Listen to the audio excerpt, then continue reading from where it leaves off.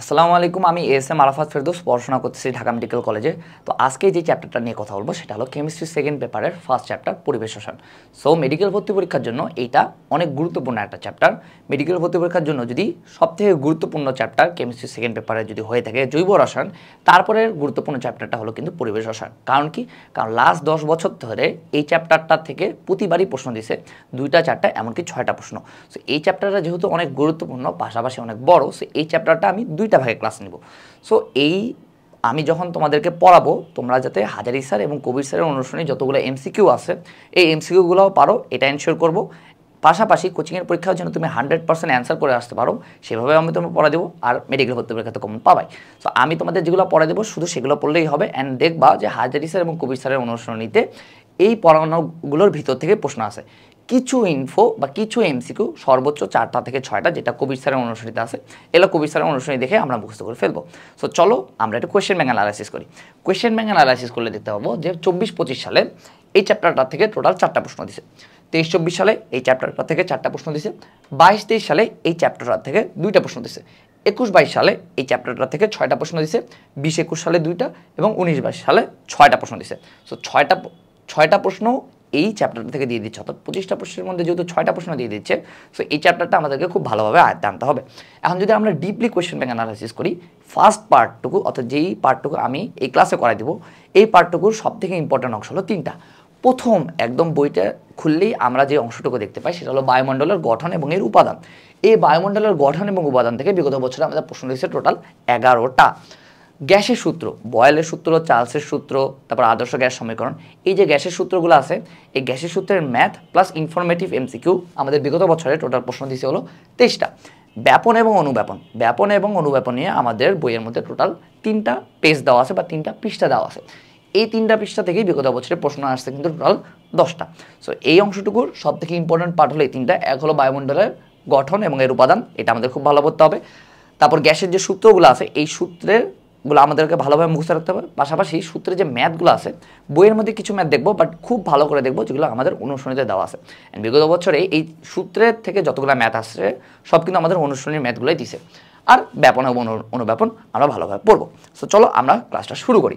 So প্রথমেই আমরা যখন চ্যাপ্টারটা শুরু করব, দেখবা বই খুলে 2 পেজ পড়ে যায় এই ছকটা পাবা। এই ছকটা আমরা সবার প্রথমে পড়বো। নট ফার্স্ট যে পেজটা আছে ওটা পড়বো, সেকেন্ড পেজ ওটাও পরে পড়বো, বাট প্রথমে আমরা এই ছকটা খুব ভালোভাবে পড়বো।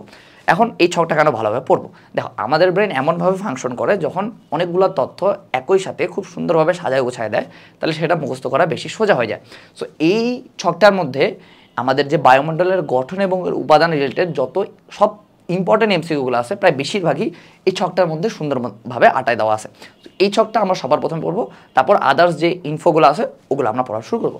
সো প্রথমেই এই ছকের মধ্যে বায়ুমণ্ডলের যে 4টা অঞ্চলের নাম দেওয়া আছে, এই 4টা অঞ্চল সিরিয়ালি মুখস্থ রাখবো। পাশাপাশি এই যে পরিসরগুলো আছে না, কত কিলোমিটার থেকে কত কিলোমিটার, যেমন ট্রপোস্ফিয়ার ভূমি থেকে 15 কিলোমিটার, স্ট্র্যাটোস্ফিয়ার 15 থেকে 50 কিলোমিটার, মেসোস্ফিয়ার 50 থেকে 85, আর থার্মোস্ফিয়ার বা আয়নোস্ফিয়ার কত 85 থেকে 500 কিলোমিটার। সো এই পরিসরগুলো মুখস্থ করবো। পাশাপাশি এই যে তাপমাত্রাগুলো আছে না, এই তাপমাত্রাগুলো মুখস্থ রাখবো। দেখো, আমাদের বইয়ের ভিতরে যখন আমরা পড়বো তখন দেখবা যে এই অঞ্চল রিলেটেড আরও অনেক তাপমাত্রা দেওয়া আছে, বাট আমাদের ওই তাপমাত্রাগুলো পড়তে হবে না। আমাদের ছকের মধ্যে যে কয়টা তাপমাত্রা দেওয়া আছে, কত কিলোমিটার উচ্চতায় কত তাপমাত্রা ওই অঞ্চলে, এইটুক মুখস্থ রাখলেই মোর দেন এনাফ। ভিতরের আমরা কোনো তাপমাত্রা মুখস্থ রাখবো না। তাপমাত্রার ক্ষেত্রে দেখো শুধুমাত্র একটাই দেওয়া আছে যে ট্রপোস্ফিয়ারে চাপ কত থেকে কত হয়, রেঞ্জটা দেওয়া আছে যে 760 থেকে 100 মিলিলিটার মার্কারি। আর বাকি সবগুলোর ক্ষেত্রে দেওয়া আছে যে উপরের দিকে যত যাব আমরা চাপ তত কম পাবো। সো আমরাও ভিতর থেকে কোনো চাপ পড়বো না, আমরা এই ছকের মধ্যে যে তাপমাত্রাটা পাচ্ছি এইটুকু খেয়াল রাখলেই মোর দেন এনাফ। এর মধ্যে একটা জিনিস দেখো, মেসোস্ফিয়ারের তাপমাত্রাটা দেওয়া আছে যে 83 কিলোমিটার উচ্চতায় এই মেসোস্ফিয়ারের তাপমাত্রা পাওয়া যায় হলো -93 ডিগ্রি সেলসিয়াস। সো দেখো এই ছকের মধ্যে -93 ডিগ্রি সেলসিয়াস কিন্তু সব থেকে কম তাপমাত্রা। তার মানে এই যে মেসোস্ফিয়ার যেটা আছে, এটা আমরা এখানে লিখে নিব যে মেসোস্ফিয়ার হলো বায়ুমণ্ডলের সব থেকে শীতলতম অঞ্চল। ওকে, আর পাশাপাশি এই যেখানেও দেওয়া আছে যে থার্মোস্ফিয়ার বা আয়নোস্ফিয়ারের তাপমাত্রা রেঞ্জটা কত, +427 ডিগ্রি সেলসিয়াস থেকে 1727 ডিগ্রি সেলসিয়াস। এটাও আমরা মুক্ত করলাম। এরপর দেখো সংযুক্তিগত অঞ্চল এবং উপাদান। এখন হেমোস্ফিয়ার আর হেটারোস্ফিয়ার। হেমোস্ফিয়ারের অন্তর্ভুক্ত হলো এই প্রথম 3টা, অর্থাৎ হেমোস্ফিয়ারের অন্তর্ভুক্ত কি, ট্রপোস্ফিয়ার, স্ট্র্যাটোস্ফিয়ার এবং মেসোস্ফিয়ার। এই প্রথম 3টা অঞ্চলকে একসাথে বলা হয় হলো তোমার হোমোস্ফিয়ার। এখন হোমোস্ফিয়ারের যতগুলো উপাদান আছে ফার্স্টে আমরা এগুলো খেয়াল রাখবো যে মুখ্য উপাদান কোন দুইটা। মুখ্য উপাদান শুধুমাত্র দুইটা, একটা হলো নাইট্রোজেন আর একটা হলো অক্সিজেন। গৌণ উপাদান কোনগুলো? গৌণ উপাদান বাকি আল্লাহ দুনিয়া যা আছে সবগুলাই এইভাবে তোমরা খেয়াল রাখবা। বাট তুমি যদি এমনি খেয়াল রাখতে পারো যে হোমোস্ফিয়ারের গৌণ উপাদান কী কী, পানি বাষ্প, argon, carbon dioxide, carbon monoxide এবং ওজোন, এভাবে খেয়াল রাখলেও মোর দেন এনাফ। বাট তুমি যদি চাও তাহলে এভাবে খেয়াল রাখবা যে মুখ্য উপাদান হলো নাইট্রোজেন, অক্সিজেন, বাদ বাকি যা আছে সব হলো গৌণ উপাদান। তারপর হেটারোস্ফিয়ার। হেটারোস্ফিয়ারের মুখ্য উপাদানগুলো কী কী? হেটারোস্ফিয়ারের মুখ্য উপাদানগুলো খেয়াল রাখবো। এটার সাথে যদি তুমি প্লাস যোগ করে দাও বা এটাকে যদি তুমি আয়নে রূপান্তরিত করো তাহলেই দেখবা যে এগুলো গৌণ উপাদান হয়ে গেল। সবগুলাই দেওয়া আছে আর পাশে শুধু একটা ধনাত্মক আয়ন লাগাই দিছে, এই কারণে এরা গৌণ উপাদান হয়ে গেছে। সো এই ছকের মধ্যে আমরা অনেক সময় কী করি কি এই সংখ্যাভিত্তিক তথ্যগুলো খেয়াল রাখতে চাই না, বাট এই সংখ্যাভিত্তিক তথ্যগুলো কিন্তু মেডিকেল ভর্তি পরীক্ষার জন্য খুবই গুরুত্বপূর্ণ।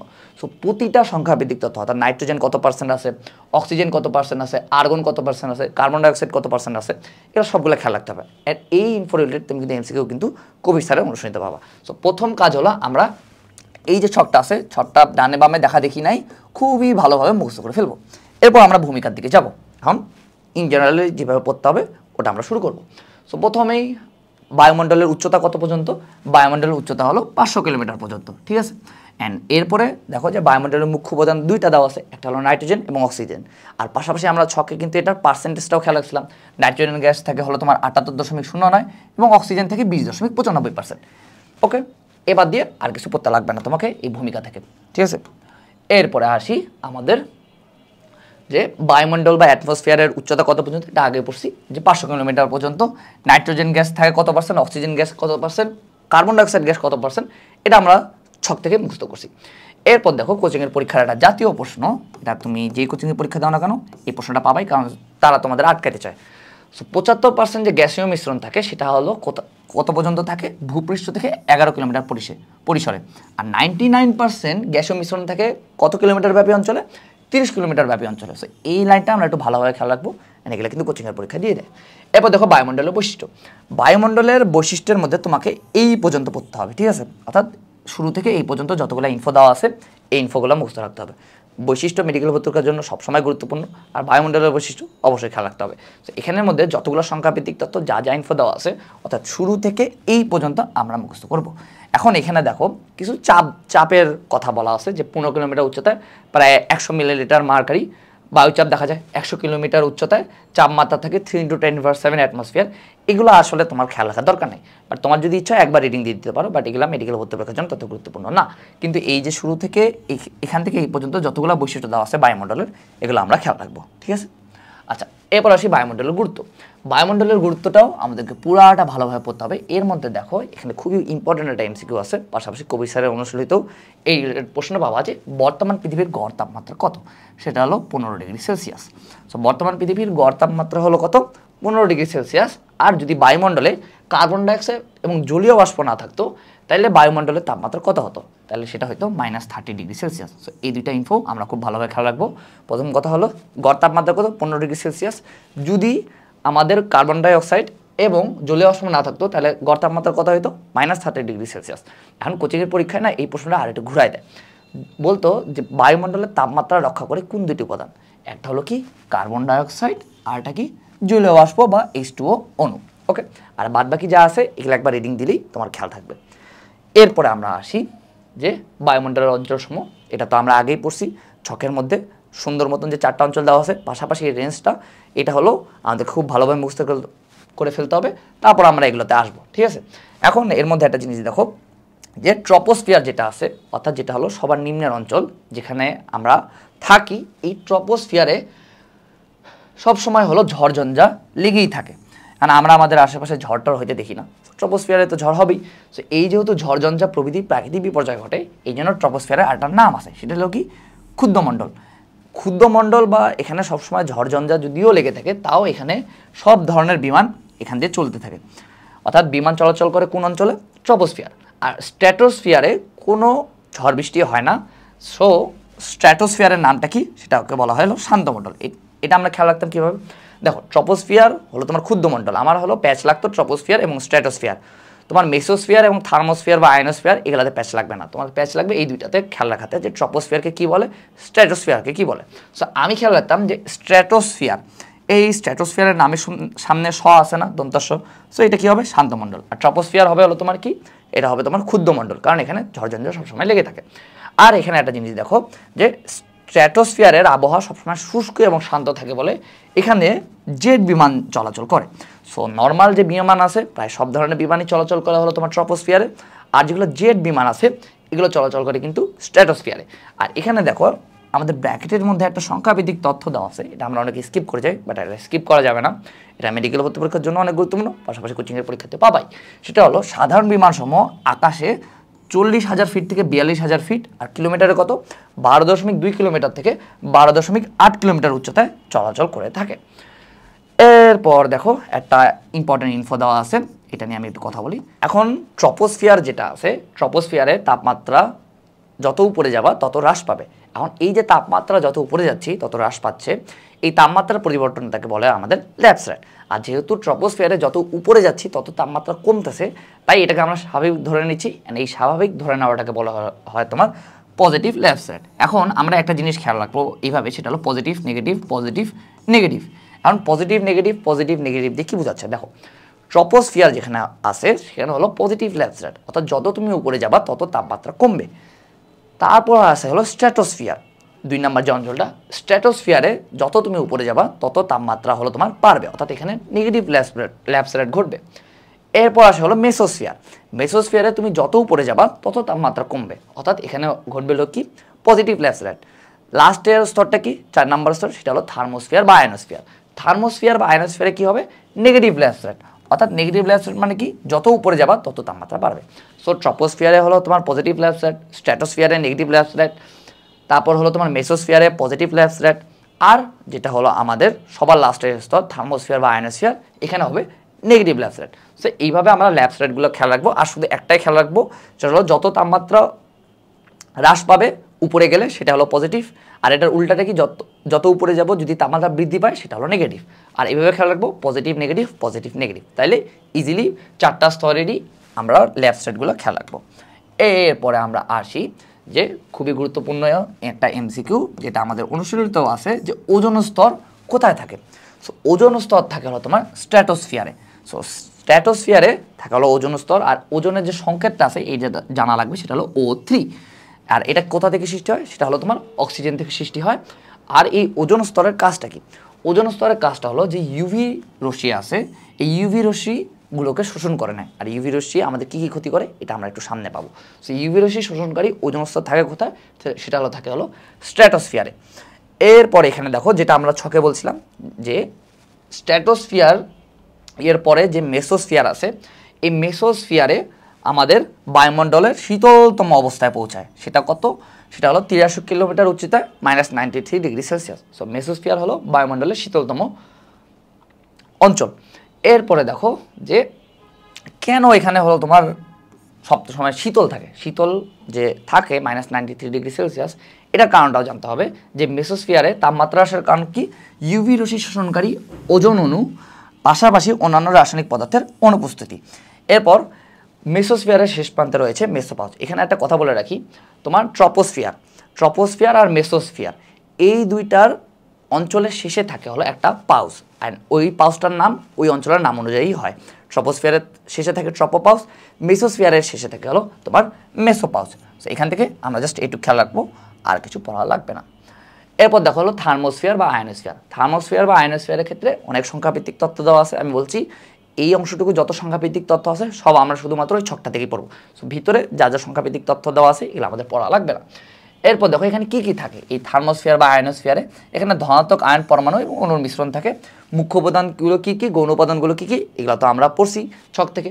এর মধ্যে একটা জিনিস দেখো, যে থার্মোস্ফিয়ার বা আয়নোস্ফিয়ারে কিন্তু আমাদের শেষ স্তর নাই, আমরা ছকের মধ্যে 4টা স্তর পড়ছি, বাট এই থার্মোস্ফিয়ার বা আয়নোস্ফিয়ারের উপরে আরেকটা স্তর থাকে, সেটা হলো কি, সেটা হলো অধিক তাপমাত্রার এক্সোস্ফিয়ার।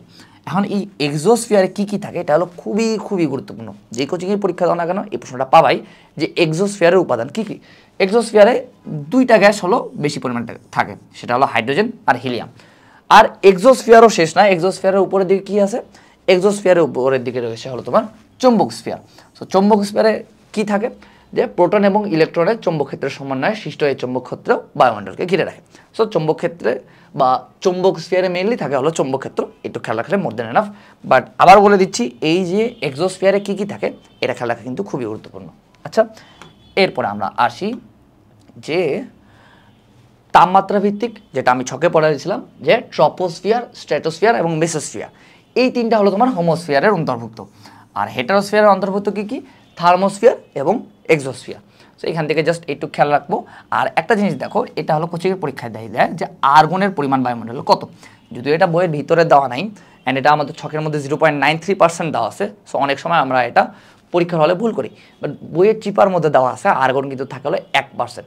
0.93% আর 1% প্রায় কাছাকাছি, বাট তাও এটা খেয়াল রাখবে যে আর্গন যদি প্রশ্নে চায় যে আর্গন কত পার্সেন্ট থাকে, তাহলে অ্যান্সার হলো 0.93%। আর 0.93% যদি আমাদের এমসিকিউতে না থাকে, তাহলে অ্যান্সার কী হবে, 1%।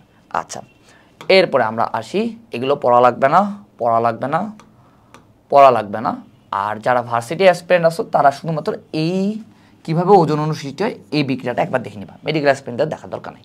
এখন ইউভি রশ্মি আমাদের কী কী ক্ষতি সৃষ্টি করতে পারে বা কী কী ক্ষতি সাধন করে। প্রথম কথা হলো চোখে ক্যাটারেক্ট সৃষ্টি করতে পারে। এগুলো কিন্তু কোচিংয়ের পরীক্ষা প্লাস মেডিকেলে ভর্তি করার জন্য খুবই গুরুত্বপূর্ণ। যে ইউভি রশ্মি কী করতে পারে, চোখে ক্যাটারেক্ট সৃষ্টি করতে পারে, পাশাপাশি চামড়ায় ক্যান্সারও বৃদ্ধি করতে পারে। এখন আমরা কিন্তু ভিতরে পড়ছিলাম যে ওজোন স্তর থাকে কোথায় বলতো, স্ট্র্যাটোস্ফিয়ারে। এই স্ট্র্যাটোস্ফিয়ারে যে ওজোন স্তর যেটা আছে, এটা হলো পরিবেশের জন্য উপকারী। বাট ট্রপোস্ফিয়ার অর্থাৎ সবার নিচের যে স্তরটা আছে, এই ট্রপোস্ফিয়ারে যদি আমাদের ওজোন গ্যাস থাকে, সেটা হলো বায়ুদূষক রূপে গ্রিনহাউস গ্যাসের কাজ করে। সো এটা আমাদের জন্য তখন উপকারী থাকে না। সো স্ট্র্যাটোস্ফিয়ারে যে ওজোন স্তরটা আছে, বা সাধারণত ওজোন স্তর কোথায় থাকে, স্ট্র্যাটোস্ফিয়ারে, অ্যান্ড এটা হলো উপকারী। বাট ভুলে যদি ট্রপোস্ফিয়ারে যে ওজোন গ্যাসগুলো আছে, এগুলো কিন্তু গ্রিনহাউস গ্যাসের কাজ করে, আর এগুলো আমাদের জন্য ততটা উপকারী না। এরপর আসছে ঘূর্ণিঝড় এবং জলোচ্ছ্বাস। ঘূর্ণিঝড় এবং জলোচ্ছ্বাস নিয়ে দেখবা যে বইয়ের মধ্যে মানে এত বেশি ইনফো দেওয়া আছে, এগুলো আসলে লাগে না। এবং দেখবা কোচিংয়ের যে বই দাগানো বই আছে, এখানেও অনেক কিছু দাগানো দেওয়া থাকে, বাট আলটিমেটলি ওরা পরীক্ষাতেও প্রশ্ন দেয় না, মেডিকেল ভর্তি পরীক্ষাতেও দেয় না, আর পাশাপাশি অনুশীলনিত তো নাই। সো আমি এখানে যতটুকু পড়াই দিব এই তোমার ঘূর্ণিঝড়, জলোচ্ছ্বাস বা ঝড় ঝন্ডা নিয়ে, সো ওগুলো পড়াই মোর দেন এনাফ, আদার কিছু তোমাকে পড়তে হবে না। সো প্রথম কথা হলো, এই যে দিনের বেলা সমুদ্র বায়ু প্রবাহ এবং রাতের বেলায় স্থল বায়ু প্রবাহ সৃষ্টি হয়, ঠিক আছে, এরকম আমরা খেয়াল রাখলাম। এখন এই যে ঘূর্ণিঝড় সমুদ্র এবং স্থলভাগ দুই জায়গায় হইতে পারে। এখন সমুদ্রের সৃষ্টি হলে কি বলে, আর স্থলভাগের সৃষ্টি হলে এটার নাম কী, এগুলো অনেক সময় কোচিংয়ের পরীক্ষা দিয়ে দেয়, জাস্ট একবার রেটিং দিলে তোমার খেয়াল থাকবে। যেমন সমুদ্রের সৃষ্ট ঘূর্ণিঝড়কে সাইক্লোন, হারিকেন অথবা টাইফুন বলে, আর স্থলভাগে যদি ঘূর্ণিঝড় সৃষ্টি হয়, তাহলে সেটাকে বলে টর্নেডো বা কালবৈশাখী। আর সামুদ্রিক ঘূর্ণিঝড়ের ফলে সামুদ্রিক উপকূলে মারাত্মক যে ঢেউয়ের সৃষ্টি হয়, সেটাকে বলা হয় তোমার হলো জলোচ্ছ্বাস।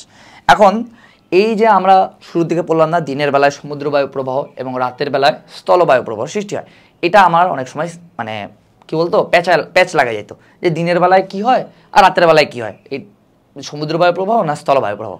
সো এটা আমি এভাবে খেয়াল রাখতাম। তুমি দেখবো যে কক্সবাজারে যারা যায়, তারা বেশিরভাগ টাইমে দিনের বেলাতে যায়, রাতের বেলা যায় না। সো দিনের বেলাতে হবে কি, সমুদ্র বায়ু প্রবাহ হবে, কারণ রাতের বেলায় তো তাহলে অবভিয়াসলি এটার উল্টাটা হবে, রাতের বেলায় তাহলে কী হবে, স্থলবায়ু প্রবাহ সৃষ্টি হবে। আচ্ছা, এরপর দেখো, এই যে সমুদ্র বায়ু প্রবাহ এবং স্থলবায়ু প্রবাহ, এই দুইটা বৈশিষ্ট্য দেওয়া আছে, দুইটাই হলো তোমার শীতল এবং উচ্চচাপের হয়। সো এই লাইনের মধ্যে জাস্ট আমরা এখানে অ্যাড করে দিব যে দিনের বেলায় শীতল এবং উচ্চচাপের সমুদ্র বায়ু প্রবাহ সৃষ্টি হয়, এবং রাতের বেলায় শীতল এবং উচ্চচাপের স্থলবায়ু প্রবাহ সৃষ্টি হয়। ওকে, আচ্ছা, এরপরে আমরা আসি যে ঘূর্ণিঝড় সৃষ্টির কারণ। ঘূর্ণিঝড় সৃষ্টির কারণের মধ্যে 1 নম্বর আর 2 নম্বর যে পয়েন্ট দুইটা আছে, এই দুইটা পয়েন্ট আমরা একবার রিডিং দিব, খুবই গুরুত্বপূর্ণ। সেটা হলো তাপমাত্রা, অর্থাৎ পানির তাপমাত্রা কত হইলে আমাদের ঘূর্ণিঝড় সৃষ্টি হবে। সেটা হলো 27 ডিগ্রি সেলসিয়াস তাপমাত্রা বা 80 ডিগ্রি ফারেনহাইট। আমাদের এটার সেলসিয়াসটাও খেয়াল রাখতে হবে, প্লাস ফারেনহাইট তাপমাত্রাটাও খেয়াল রাখতে হবে। এখন তুমি বলতে পারো, ভাইয়া খালি সেলসিয়াসটা খেয়াল রাখবো, পরীক্ষার হলে ফারেনহাইটে চেঞ্জ করে নিব, বাট অত কষ্ট করার দরকার আছে, তুমি এমনি জেনারেলি খেয়াল রাখলেই তো হয়। সো আমরা এটা খেয়াল রাখবো, পানির তাপমাত্রা কত হওয়া লাগে ঘূর্ণিঝড় হওয়ার জন্য, 27 ডিগ্রি সেলসিয়াস তাপমাত্রা বা 80 ডিগ্রি ফারেনহাইট। আর এটা কখন হয়, সেটা হলো গ্রীষ্মকালের শেষে ঘূর্ণিঝড়টা হয়। আর যে এলাকাটার যে অক্ষটা দেওয়া আছে, এই অক্ষটা আসলে মেডিকেল ভর্তি পরীক্ষার জন্য ততটা গুরুত্বপূর্ণ না, বাট কোচিংয়ের পরীক্ষা দিয়ে দেয়। সো এই যে লাইনটা দেওয়া আছে, এই লাইনটা জাস্ট আমরা একবার রিডিং দিব, তাইলেই হবে। আর সবথেকে গুরুত্বপূর্ণ তাপমাত্রাটা কত 27°C তাপমাত্রা বা 80°F। আর তোমাকে যদি এটা আমি আসলে মেডিকেল কোয়েশ্চেনে ভুল করছিলাম, কোচিংয়ের নাম সব বলে দিলাম, তোমাকে যদি প্রশ্ন করে ঘূর্ণিঝড় সৃষ্টির প্রধান কারণ কি, এটা আসলে বইয়ে ডিরেক্টলি দেওয়া নাই, বাট এটার অ্যান্সার হলো কি জানো, এটার অ্যান্সার হলো কিন্তু নিম্নচাপ। সো এটা হলো খেয়াল রাখবা যে ঘূর্ণিঝড় সৃষ্টির প্রধান কারণ কি, সেটা হলো নিম্নচাপের সৃষ্টি। এরপর দেখো 3টা পয়েন্ট দেওয়া আছে স্টার চিহ্ন দিয়ে, এই 3টা পয়েন্ট আমাদেরকে জাস্ট একবার রিডিং দিলেই হবে। এখন এবার দিয়ে আর অনেক কিছু দেওয়া আছে, যেমন ধরো যে ঘূর্ণিঝড় যেটা আছে সেটা বা সাইক্লোন যেটা আছে সেটা হলো গ্রিক শব্দ কাইক্লোস থেকে উদ্বুদ্ধ, এর অর্থ হলো কয়েলস অফ স্নেক্স। এগুলো আসলে মেডিকেল পরীক্ষার জন্য মোটেও লাগবে না। স্যাররা যদি প্রশ্ন দেয় দিবে ওই বায়ুমণ্ডলের গঠন এবং উপাদান থেকে, এত নিচে বা এত চিপায় এই যেগুলো লাইন আছে এগুলা থেকে কখনোই মেডিকেল পরীক্ষার প্রশ্ন হয়নি, আসবেও না। অ্যান্ড তোমাকে যদি আমি বলি যে এই যে 3টা লাইনে, এই 3টা লাইন থেকে একটা এমসিকিউ বানায় দাও 4টা অপশন সহ, দেখবা যে তুমিও পারবে না, আর ওই স্যাররাও তো অবশ্যই পারবে না। ঠিক আছে, সো আমি যতটুকু পড়ে দিচ্ছি অতটুকুই এনাফ। এরপর দেখো এই যে সাইক্লোনের কথা যে বলা আছে, এই সাইক্লোনের বেগটা কত। সাইক্লোন হলো প্রতি ঘন্টায় 63 কিলোমিটার বা 40 মাইল হতে হয়। ঠিক আছে, এখান থেকে জাস্ট এইটুকু পড়বো।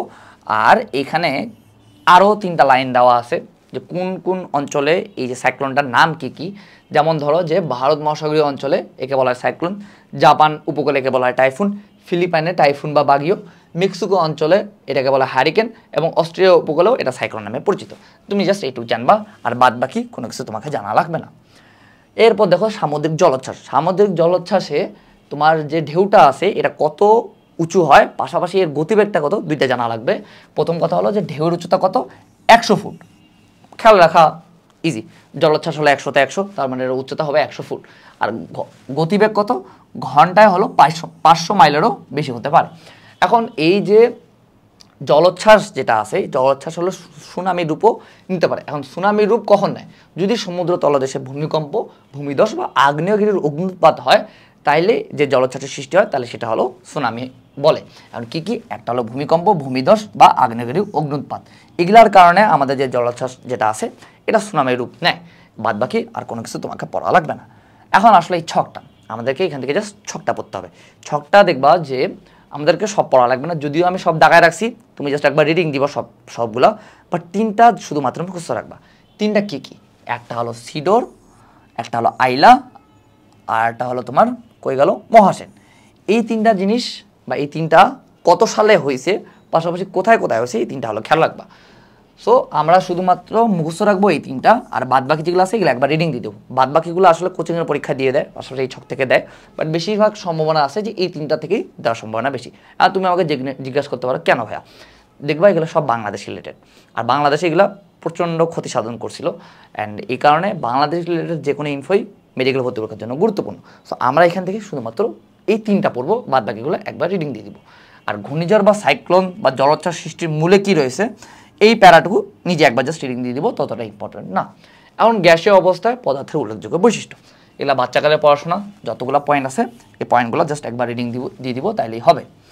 এরপর দেখো যে গ্যাসের মূল সূত্র কয়টা, এটা কিন্তু খুবই গুরুত্বপূর্ণ যে গ্যাসের মূল সম্পর্ক বা সূত্র হলো 3টা। এখন 3টা কী কী, 3টা হলো বয়েলের সূত্র, চার্লসের সূত্র আর অ্যাভোগাড্রোর সূত্র। এখন আদর্শ গ্যাস সমীকরণ, আদর্শ গ্যাস সমীকরণ যদিও এটা তোমরা জানো হয়তো, সেটা হলো PV = nRT। এটা এখানে লিখে রাখবা, অনেক সময় আসলে খেয়াল থাকে না। সো আদর্শ গ্যাস সমীকরণটা কোনটা, সেটা হলো PV = nRT। আর এই 3টা সূত্রের সমন্বয় করে আমাদের আদর্শ গ্যাস সমীকরণ তৈরি করা হয়েছে। আর আদর্শ গ্যাস যেটা আছে, আদর্শ গ্যাস বলতে প্রকৃতপক্ষে কোনো কিছুই নাই, কিন্তু আদর্শ গ্যাসের মতো আচরণ কোনগুলো করে এগুলো হলো আমাদেরকে খেয়াল রাখতে হবে। দেখো এটা 5টা উদাহরণ দেওয়া আছে, অ্যান্ড 5টা উদাহরণই খুবই খুবই গুরুত্বপূর্ণ। সো এই 5টা উদাহরণে আমরা ভালোভাবে খেয়াল রাখবো। সেগুলো কী কী, নাইট্রোজেন, অক্সিজেন, হাইড্রোজেন এবং নোভেল গ্যাস, হিলিয়াম এবং নিয়ন। এই 5টা গ্যাস যে আছে এরা মেইনলি বাস্তব গ্যাস, বাট এরা সাধারণ তাপমাত্রার চাপে মোটামুটিভাবে আদর্শ গ্যাসের মতো আচরণ করে। সো বাস্তব গ্যাস হয়ে আদর্শ গ্যাসের মতো আচরণ করে কোনগুলো, এই 5টা গ্যাস। তো এই 5টা উদাহরণ আমরা খেয়াল রাখবো।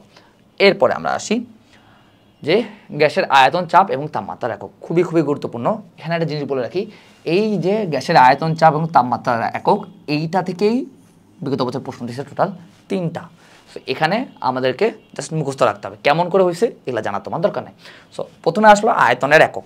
আয়তনের একক পড়ার ক্ষেত্রে আমরা খেয়াল রাখবো যে ডেসিমিটার কিউব = হলো লিটার, আর সেন্টিমিটার কিউব যেটা আছে, সেন্টিমিটার কিউব = হলো মিলিলিটার। এটুক যদি আমরা খেয়াল রাখি তাহলে দেখবা যে সবগুলো পারবা তুমি। সো প্রথম হলো যে 1 metre cube. So 1 metre cube equal to হলো 1000 বা 10 to the power 3 decimetre cube বা 10 টু দি পাওয়ার 3 লিটার। কারণ কি, কারণ decimetre cube equal to litre. আর 1 লিটার যেটা আছে সেটা হলো 1000 মিলিলিটার বা 1000 সেন্টিমিটার কিউব। কারণ কি, কারণ সেন্টিমিটার কিউব ইকুয়াল টু হলো মিলিলিটার। সো এখান থেকে আমরা শুধুমাত্র এই যে লাইনটা আছে বইয়ের মধ্যে, এই লাইনটা দেখায় রাখবো। পরীক্ষার আগের রাতেও যদি পড়ে যায় শুধুমাত্র এই লাইনটাই পড়ে যাব। ওকে, এরপরে আসি চাপ। এখন কোনটাকে আদর্শ বায়ুচাপ ধরা হয়, এটার অক্ষাংশ প্লাস তাপমাত্রা দুইটাই লাগে। সো এই লাইনটা আমাদেরকে খুব ভালোভাবে পড়তে হবে। সো লাইনটা কি আছে, 0 ডিগ্রি সেলসিয়াস তাপমাত্রায় 45 ডিগ্রি অক্ষাংশে সমুদ্র সমতলে যে পরিমাণ বায়ুচাপ 760 মিলিমিটার পারদস্তম্ভের চাপের সমান হয় তাকে বলা হয় 1 বায়ুমণ্ডল চাপ বা 1 বায়ুচাপ বা 1 অ্যাটমসফিয়ার। সো এখান থেকে এই তাপমাত্রাটা অর্থাৎ 0 ডিগ্রি সেলসিয়াস প্লাস অক্ষাংশ অর্থাৎ 45 ডিগ্রি অক্ষাংশ দুটাই আমাদেরকে ভালোভাবে খেয়াল রাখতে হবে। আর চাপমাত্রাটার মান কত, সেটা হলো 760 মিলিমিটার। আর বইয়ের চিপার মধ্যে দেখো একটা ছোট্ট একটা এমসিকিউ দেওয়া আছে, সেটা হলো কি 1 টর। 1 টর ইকুয়াল টু 1 মিলিলিটার মার্কারি বা হাইড্রোজিরা। এখন 1 টরটা কি, সেটা হলো মেইনলি বিজ্ঞানী টরিসলি নাম অনুসারে এই একটা নিম্নচাপের একক ব্যবহার করা হয়, যেটা হচ্ছে বলা হলো টর। সো 1 টর ইকুয়াল টু হলো 1 মিলিলিটার হাইড্রোজিরা। এখন দেখো আমরা 1 অ্যাটমসফিয়ার পড়লাম হলো 760 মিলিলিটার মার্কারি। এখন 760 মিলিমিটার যেহেতু মার্কারি, সো এটাকে যদি আমি টরে রূপান্তর করি তাহলে কি হবে, 1 অ্যাটমসফিয়ার ইকুয়াল টু 760 টর। সো এটা আসলে কোচিংয়ের পরীক্ষায় অনেকবার দিয়ে দেয়। সো এইটা হলো জানবা, পাশাপাশি মেডিকেল ভর্তি পরীক্ষার জন্য গুরুত্বপূর্ণ। এবার দেখো চাপের একক। চাপের এককের ক্ষেত্রে এই যে প্যারাটা আছে, প্যারাটা খুবই খুবই গুরুত্বপূর্ণ, ঠিক আছে। সো এই প্যারাটা ডান বাম দেখা দেখি নেই, ঝাড়া মুখস্থ করতে হবে। অ্যান্ড এখানে একটা জিনিস দেখো, সেটা হলো 1 বার, যে 760 টর ইকুয়াল টু 1 বার। সো 1 বার ইকুয়াল টু কত, 1 বার ইকুয়াল টু 1 অ্যাটমসফিয়ার বা 1 বার ইকুয়াল টু 760 টর বা 1 বার ইকুয়াল টু কিন্তু 760 মিলিমিটার মার্কারি। সো এটা হলো খুব ভালোভাবে খেয়াল রাখবে, এই 1 বার আর 1 টর এই দুইটার মধ্যে কিন্তু প্যাচ লাগে। সো এটা হলো আমরা একটু ভালোভাবে খেয়াল রাখবো। আর 1 নিউটন বল। এখন নিউটনকে যদি তুমি নর্মালি কনভার্ট করো তাহলে সেটা হবে 1 KG metre per second square. So এখান থেকে আমরা জাস্ট এইটুকু পড়বো। আর বিশেষ করে এই যে দুইটা লাইন দেখাইলাম, এই দুইটা লাইন হলো একটু ভালোভাবে খেয়াল রাখবো। এখানে আসলে বোঝাবুঝির কোনো কিছু নেই, সব কিছুই মুখস্থ। বিশেষ করে এই চ্যাপ্টারেরও বেশিরভাগই জিনিসই আমাদের মুখস্থ করতে হবে। এরপর দেখো কক্ষ তাপমাত্রা, খুবই খুবই গুরুত্বপূর্ণ। আর কক্ষ তাপমাত্রা কত, এই রিলেটেড এমসিকিউ তুমি অনুশীলনীতেও পাবা, পাশাপাশি মেডিকেল ভর্তি পরীক্ষার জন্য গুরুত্বপূর্ণ। কক্ষ তাপমাত্রা হলো 25 ডিগ্রি সেলসিয়াস। এর মধ্যে একটা জিনিস লক্ষ্য করো, যখন টিটা আমাদের ছোট হাতের ব্যবহার করতেছি তখন এটা মান হচ্ছে সেলসিয়াসে, আর যখন আমরা ক্যাপিটাল টি ব্যবহার করতেছি তখন কিন্তু এটাকে আমরা কেলভিন এককে প্রকাশ করতেছি। সো তোমাকে যদি বলে কক্ষ তাপমাত্রা কমা স্মল টি বা ছোট হাতের টি দিয়ে কোয়েশ্চেন মার্ক দিয়ে দেয়, তাহলে কিন্তু অ্যান্সার হবে 25 ডিগ্রি সেলসিয়াস। আর যদি বড় হাতের টি দেয় তাহলে সেটা কত, 298 কেলভিন। এখান থেকে আমরা সেটা পড়বো, আদার্স কোনো কিছু আমাদেরকে পড়তে হবে না। এরপর দেখো এসটিপি এবং এসএটিপি পদ্ধতি, ভেরি ভেরি ইম্পর্টেন্ট মেডিকেল ভর্তি পরীক্ষার জন্য। এই অংশটুকু আমরা খুবই খুবই ভালোভাবে মুখস্থ রাখবো। অ্যান্ড আমাদের জন্য প্যাচ না লাগে এটাকে আমাদেরকে ইনশিওর করতে হবে। অ্যান্ড পারলে এটা একটু লিখে লিখে মুখস্থ করার ট্রাই করবো, কারণ এটা বলতে গেলে এই এখন পর্যন্ত যা যা পড়েছে তার মধ্যে সব থেকে ইম্পর্টেন্ট টপিক হলো এই এসটিপি এবং এসএটিপি। এসটিপি এবং এসএটিপি থেকে কী কী খেয়াল রাখতে হবে, প্রথম কথা হলো এটার ফুল ফর্ম। এসটিপির ফুল ফর্ম কি, স্ট্যান্ডার্ড টেম্পারেচার অ্যান্ড প্রেশার। আর এখানে তাপমাত্রা কত, চাপ কত, পাশাপাশি মোলার আয়তন কত, এটা হলো আমাদেরকে খেয়াল রাখতে হবে। তাপমাত্রা কত, 0 ডিগ্রি সেলসিয়াস তাপমাত্রা বা 273 কেলভিন। আর চাপ কত, 1 অ্যাটমসফিয়ার বা 101.325 কিলো প্যাসকেল। আর এসটিপিতে গ্যাসের মোলার আয়তন কত হয়, সেটা হলো 22.414 লিটার পার মোল। আর মোলার আয়তনের এককটা অনেক সময় আমাদের ভুল হয়, সো এককটার দিকেও একটু ভালোভাবে নজর দিব, ঠিক আছে। এসএটিপিরও ক্ষেত্রেও সেম, ফার্স্টে এর ফুল ফর্মটা পড়তে হবে। এটা ফুল ফর্ম কি, standard ambient temperature and pressure. এই এম্বিয়েন্ট মানেই হলো কক্ষ। সো এটা হলো খেয়াল রাখবা। সো এসএটিপির ফুল ফর্ম কি, standard ambient temperature and pressure. এখানে তাপমাত্রা কত, এখানে মেনলি কক্ষ তাপমাত্রা ধরা হয়। এই কক্ষ তাপমাত্রা কত, আমরা একটু আগে বললাম 25 ডিগ্রি সেলসিয়াস তাপমাত্রা বা 298 কেলভিন। চাপ কত ধরা হয়, সেটা হলো 100 কিলো প্যাসকেল। অনেক সময় কোচিংয়ের পরীক্ষা দিয়ে দিবে যে এসএটিপিতে বায়ুমণ্ডলের চাপ কত ধরা হয়, প্রথম এমসিকিউ বা প্রথম যে অপশনটা আছে কতে দিয়ে দিবে 1 অ্যাটমসফিয়ার, বাট অ্যান্সার কিন্তু এটা না। এখানে দেখো এখানে মেনলি 1 অ্যাটমসফিয়ার চাপ কিন্তু ধরা হয় না, এটা কিন্তু 1 অ্যাটমসফিয়ারের থেকে চাপ কিন্তু একটু কম, সেটা হলো কত, 100 কিলো প্যাসকেল। আর আমরা যখন 1 অ্যাটমসফিয়ার ধরছিলাম এসটিপিতে তখন কিন্তু একটা চাপ ছিল কিন্তু 101.325 কিলো প্যাসকেল। সো এটা একটু ভালোভাবে খেয়াল রাখবা, এটা চাপটা যে কক্ষ তাপমাত্রায় কক্ষ চাপমাত্রা কত 100 কিলো প্যাসকেল, আর এসিটিপিতে চাপ কত 100 কিলো প্যাসকেল, আর এসিটিপিতে গ্যাসের মোলার আয়তন কত হয় 24.789 লিটার পার মোল, আর এটারও এককটা সবসময় খেয়াল রাখবা, এই মোলার আয়তনের যে এককটা আছে এটা একটু গুরুত্বপূর্ণ। ওকে, এখন আসলে হলো গ্যাসের সূত্রগুলোর ক্ষেত্রে প্রথমেই আমরা যে গ্যাসের সূত্রের যে গাণিতিক রূপগুলো আছে এই গাণিতিক রূপগুলো খেয়াল রাখবো। সো বয়েলের সূত্রের গাণিতিক রূপটা কি P1V1 = P2V2। এখন এই রিলেটেড যতগুলো ম্যাথ আছে আমাদের অনুশীলনীতে ওই ম্যাথগুলোও করবো, পাশাপাশি আমরা বইয়ের ভিতরে কিছু ম্যাথ আছে যেগুলো আমি তোমাদের দেখাই দিব, ওগুলো একটু নিজে হাতে কলমে করবা। বিশেষ করে অনুশীলনী ম্যাথগুলো কিন্তু কোনোভাবেই স্কিপ করা যাবে না। সো এখন বয়েলের সূত্রের ক্ষেত্রে প্রথমেই যে বয়েলের সূত্রের যে দেওয়া আছে, যেটা হলো বাংলা কথা দেওয়া আছে আর কি, সেটা হলো আমাদেরকে খেয়াল রাখতে হবে। সো বয়েলের সূত্রটা কি স্থির তাপমাত্রা নির্দিষ্ট ভরে কোনো গ্যাসের আয়তন ওই গ্যাসের উপর প্রযুক্ত চাপের ব্যস্তানুপাতিক। এখন তুমি যদি সূত্রটা খেয়াল রাখো তাহলে P1V1 = P2V2। এখন P2V2কে আমি ধরলাম ধ্রুবক বা কে। এখন তুমি যদি এই P1টাকে ওই সাইডে পাঠায় দাও, অর্থাৎ চাপটাকে যদি ওই সাইডে পাঠায় দাও, তাহলে কী হবে বলো তো, V1 = K × 1/P1। তার মানে দাঁড়াচ্ছে কি যে স্থির তাপমাত্রায় নির্দিষ্ট ভরের কোনো গ্যাসের আয়তন এর উপর প্রযুক্ত চাপের ব্যস্তানুপাতিক, অর্থাৎ এইভাবেই 1/P1 দেওয়া আছে, তার মানে এটা হলো ব্যস্তানুপাতিক, তাই না? সো এখন এখান থেকে আরেক টাইপের প্রশ্ন হয়, বিভিন্ন গ্যাসের সূত্রে কোনটা থাকে হলো ধ্রুবক বা কোনটা নির্দিষ্ট থাকে। বয়েলের সূত্রে থাকে হলো তোমার তাপমাত্রা যেটা আছে এটা থাকে তোমার নির্দিষ্ট বা এটা থাকে হলো স্থির। সো এখন এটা আমরা কীভাবে খেয়াল রাখবো, দেখো কোনো কিছু বয়েল করা বা কোনো কিছু ফুটানোর ক্ষেত্রে আমাদের কী লাগে বলতো, তাপ লাগে। অ্যান্ড 100°C তাপমাত্রায় কী হয়, পানি ফুটে বা এটার পানির স্ফুটনাঙ্ক, অর্থাৎ কোনো কিছুকে ফুটাইতে হলে আমাদের তাপ দরকার বা তাপমাত্রা দরকার।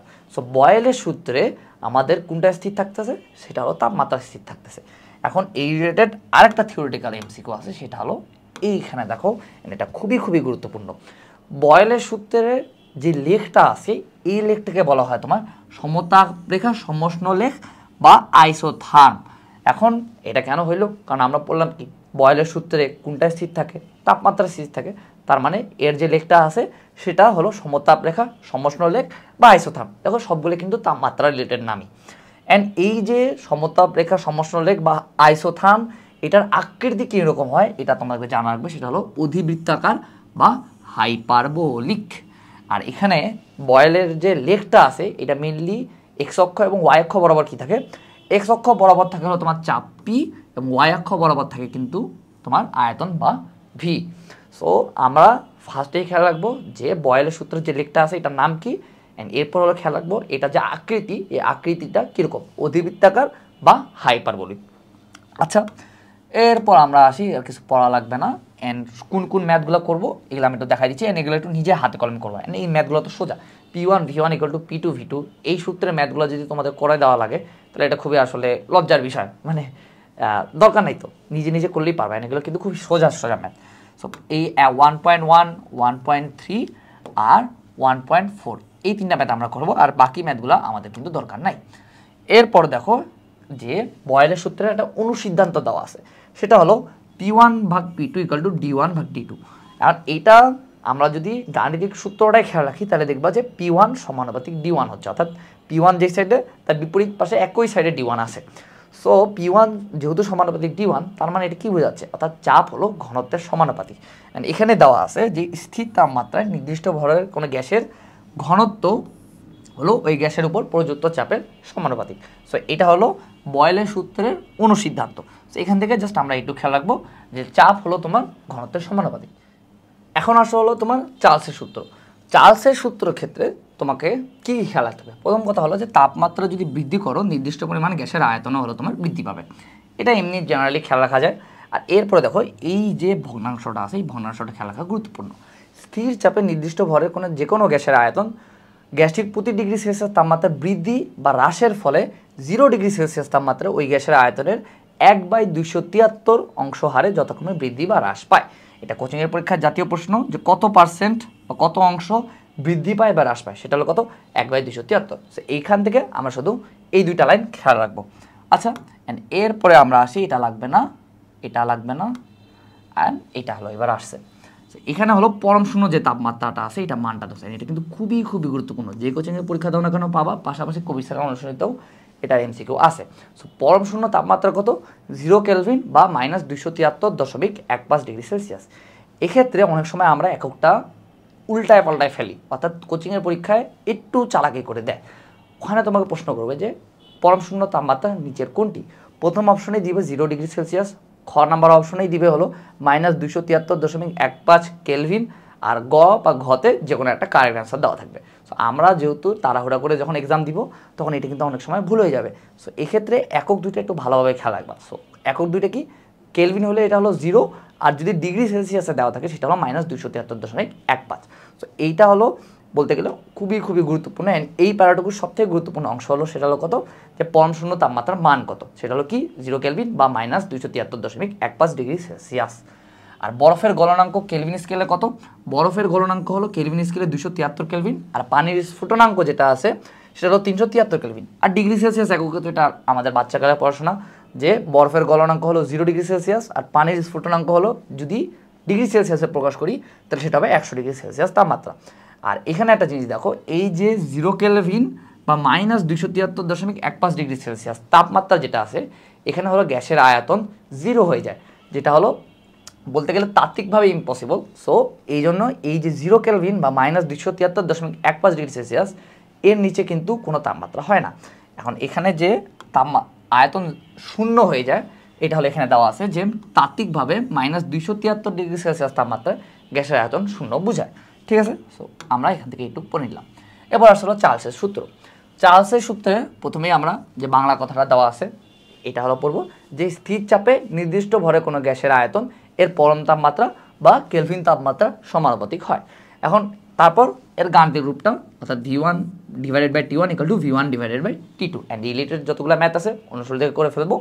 আর এখানের মধ্যে একটা জিনিস দেখো, এই যে আমাদের যে চার্লসের সূত্রের গাণিতিক রূপটা আছে এখানের মধ্যে মেনলি কি অনুপস্থিত? এখানে যদি আমরা লক্ষ্য করি তাহলে দেখবো যে এখানে মেনলি চাপ অনুপস্থিত, অর্থাৎ PV = nRT। এটা হলো আদর্শ গ্যাসের সমীকরণ। সো আদর্শ গ্যাসের সমীকরণের মধ্যে n তো বলতে গেলে হিসাবের মধ্যে আসে না, কারণ nও স্থিরই থাকে, আর এখানে V আছে T আছে, তাহলে নাই কি? নাই কিন্তু P বা চাপ। সো চার্লসের সূত্রে কোনটা স্থির থাকে এটা জানা গুরুত্বপূর্ণ। আর পাশাপাশি এটা MCQ একটা, সেটা হলো কি এখানে হলো চাপ স্থির থাকে। এটা আমরা কীভাবে খেয়াল রাখবো? দেখো চার্লসের সূত্র নামের শুরুতে কি আছে? চ, তার মানে এখানে কি স্থির থাকবে? চাপ হলো তোমার স্থির থাকবে। এরপরে আমরা আসি যে চার্লসের সূত্রের যে লেখটা আছে এই লেখটাকে কি বলে? এটাকে বলে সমচাপীয় লেখ বা আইসোবার। এখন আমরা একটু আগে পড়ছিলাম না 1 বার = 760 মিলিমিটার মার্কারি, অর্থাৎ বার হলো একটা বলতে গেলে চাপের একক। সো চার্লসের যে সূত্রটা আছে এই চার্লসের সূত্রের যে লেখটা আছে এই লেখটা কি বলে? সমচাপীয় লেখ বা আইসোবার। কারণ কি? কারণ এখানে হলো চাপ স্থির থাকে। আর পাশাপাশি এটা বলতে গেলে অনেক সময় কোচিংয়ের পরীক্ষা দিয়ে দেয় যে সমচাপীয় লেখ বা আইসোবার যেটা আছে এটার আকৃতি বা আকার কীরকম, সেটা কি দেখো তো, দুইটা সরলরেখা না? সো আমাদের চার্লসের সূত্রে যে আইসোবারিক লেখ বা সমচাপীয় যে লেখটা আছে এটার আকৃতি কিন্তু সরলরেখিক। আর এখানে একটা ইম্পর্টেন্ট ইনফো দেওয়া আছে যে গ্যাসের সূত্র ভিত্তিক গণনার বেলায় তাপমাত্রাকে সবসময় কেলভিন স্কেলে রূপান্তর করে হিসাব করতে হবে। সো এটা বলতে গেলে ম্যাথের জন্য লাগে, বাট তাও এটা একটা ইম্পর্টেন্ট MCQ, সেটা হলো আমরা জানে রাখলাম। আচ্ছা, এরপরে আমরা কোন কোন ম্যাথগুলো করবো বইয়ের ভিতর থেকে? সো বইয়ের ভিতর থেকে তুমি এই একটা ম্যাথ করবা। 1 নম্বর করবা হলো 1.6 এর ম্যাথ যেটা আছে, যেটা হলো চার্লসের সূত্রে। 1.7টা করবা, আর 1.8, আর 1.10 বা 1.10 এই কয়েকটা করলেই মোর দ্যান এনাফ। আর কোনো ম্যাথ তোমাকে বইয়ের ভিতর থেকে করা লাগবে না। আর বাকি যে ম্যাথগুলো আছে এগুলো আমরা অনুশীলন থেকে করবো। এরপর চার্লসের সূত্রের অনুসিদ্ধান্ত। চার্লসের সূত্রের অনুসিদ্ধান্তটা আমরা শুধু গাণিতিক সূত্রটা যদি খেয়াল রাখি তাহলেই হবে। T1 × D1 = T2 = D2। এখন তুমি যদি এই T1 D1 আর T2 D2কে যদি তুমি কে ধরো, তাহলে এই T1টাকে যদি তুমি এই সাইডে রাখো আর কেটাকে যদি ওই সাইডে পাঠাই দাও তাহলে 1/D1 হবে। অর্থাৎ কি বোঝা যাচ্ছে? অর্থাৎ তাপমাত্রা এবং কোনো গ্যাসের ঘনত্ব পরস্পরের ব্যস্তানুপাতিক। অর্থাৎ তুমি যদি তাপমাত্রা বাড়াও ঘনত্ব কমবে, তাপমাত্রা যদি কম তাহলে হলো ঘনত্ব বাড়বে। সো এখানেই হলো এটা দেওয়া আছে যে স্থির চাপে কোনো গ্যাসের ঘনত্ব ওই গ্যাসের কেলভিন তাপমাত্রার ব্যস্তানুপাতিক হয়। এটা কিন্তু কেলভিন তাপমাত্রা, এটা কিন্তু সেলসিয়াস তাপমাত্রা না। সো যখনই আমরা গ্যাস নিয়ে যে কোনো হিসাব করব তখন সবসময় আমাদেরকে কেলভিন তাপমাত্রা রাখতে হবে তাপমাত্রা। ইভেন দেখো এই যে চার্লসের সূত্রে যেগুলো ম্যাথ আছে প্রতিটা ম্যাথে কিন্তু আমরা কেলভিন একক ব্যবহার করছি। সো এটা হলো একটু ভালোভাবে খেয়াল রাখবা, সেলসিয়াসে কিন্তু আমরা এগুলো হিসাব করব না। এখন আসলে হলো গে-লুসাকের চাপের সূত্র। এখন গে-লুসাকের চাপের সূত্রের ক্ষেত্রে প্রথমেই যে বাংলাটা দেওয়া আছে অর্থাৎ চাপের সূত্রের বাংলা ব্যাখ্যা, এটা হলো আমাদেরকে জানতে হবে যে স্থির আয়তনে নির্দিষ্ট পরিমাণ যে কোনো গ্যাসের উপর প্রযুক্ত চাপ গ্যাসের কেলভিন তাপমাত্রার সমানুপাতিক হয়। তাহলে এখন গে-লুসাক অ্যামান্টনের যে চাপের সূত্রটা আছে এখানে স্থির থাকতেছে কি, এখানে স্থির থাকতেছে আয়তন। এখন এটা আমরা কীভাবে খেয়াল রাখবো, দেখো তুমি যখন বয়েলের সূত্র পড়লা, বয়েলের নামের সাথে তাপমাত্রা সংযুক্ত, তার মানে তাপমাত্রা স্থির থাকে এটা বয়েলের সূত্রে। চার্লসের সূত্রে চ দিয়ে নামটা শুরু হচ্ছে, তার মানে এখানে চাপ স্থির থাকতেছে। এখন এই দুইটা রাশি বাদে আরেকটা কি রাশি আছে যেটা হলো আমাদের পরিবর্তিত হয়, সেটা হলো আয়তন। সো গে-লুসাকের ক্ষেত্রে যেহেতু আর একটাই বাকি আছে, সো গে-লুসাকের ক্ষেত্রে স্থির থাকবে কি আয়তন। এখন যেহেতু এটার আয়তন স্থির থাকে তার মানে এটা যে লেখটা আছে এটাকে বলবে সময় আয়তনীয় লেখ বা আইসোকোর লেখ। সো যে গে-লুসাক বা অ্যামান্টনের যে চাপের সূত্রের যে লেখটা আছে এটার নাম কি, সেটা হলো আইসোকোর লেখ বা গ্যাসের সময় আয়তনীয় লেখ। অ্যান্ড এটা কিন্তু খুবই খুবই গুরুত্বপূর্ণ মেডিকেল ভর্তি পরীক্ষার জন্য, প্রতিটা সূত্রেরই যে লেখটা আছে এই লেখটার নামটা কি।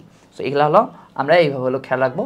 আর এই যে আমাদের গে-লুসাক অ্যামান্টনের চাপের সূত্রটার গাণিতিক রূপ যেটা আছে P1 T1 = P2 T2, এবার দিয়ে তোমাকে প্রতিপাদন হাবিজাবি কোনো কিছু পড়া লাগবে না। এরপর দেখো আমরা যে গে-লুসাক অ্যামান্টনের চাপের সূত্রটাই যে পড়ছি ওই চাপের সূত্রের মধ্যে কিন্তু দেওয়া আছে যে তাপমাত্রা বৃদ্ধি করলে গ্যাসের চাপ বৃদ্ধি পায়। এখন যারা ভার্সিটি অ্যাসপিরেন্ট আছো তাদের ক্ষেত্রে এটা একটু জাস্ট রিডিং দিবা যে কেন হলো তোমার তাপমাত্রা বৃদ্ধি পেলে চাপ বৃদ্ধি পাচ্ছে। এটা অনেক সময় রিটেনে দিয়ে দেয়, খুব কম দিছে বাট যদিও দিছে। সো এই জন্য আমরা জাস্ট একবার রিডিং দেবো, রিডিং দিলেই মোর দ্যান এনাফ। আর যারা মেডিকেল এক্সপিরিয়েন্স আছো তাদের ক্ষেত্রে জাস্ট এইটাই জানতে হবে যে তুমি যদি তাপমাত্রা বৃদ্ধি করো গ্যাসের চাপ বৃদ্ধি পাবে, তাপমাত্রা যদি কমো তাহলে গ্যাসের চাপ হ্রাস পাবে।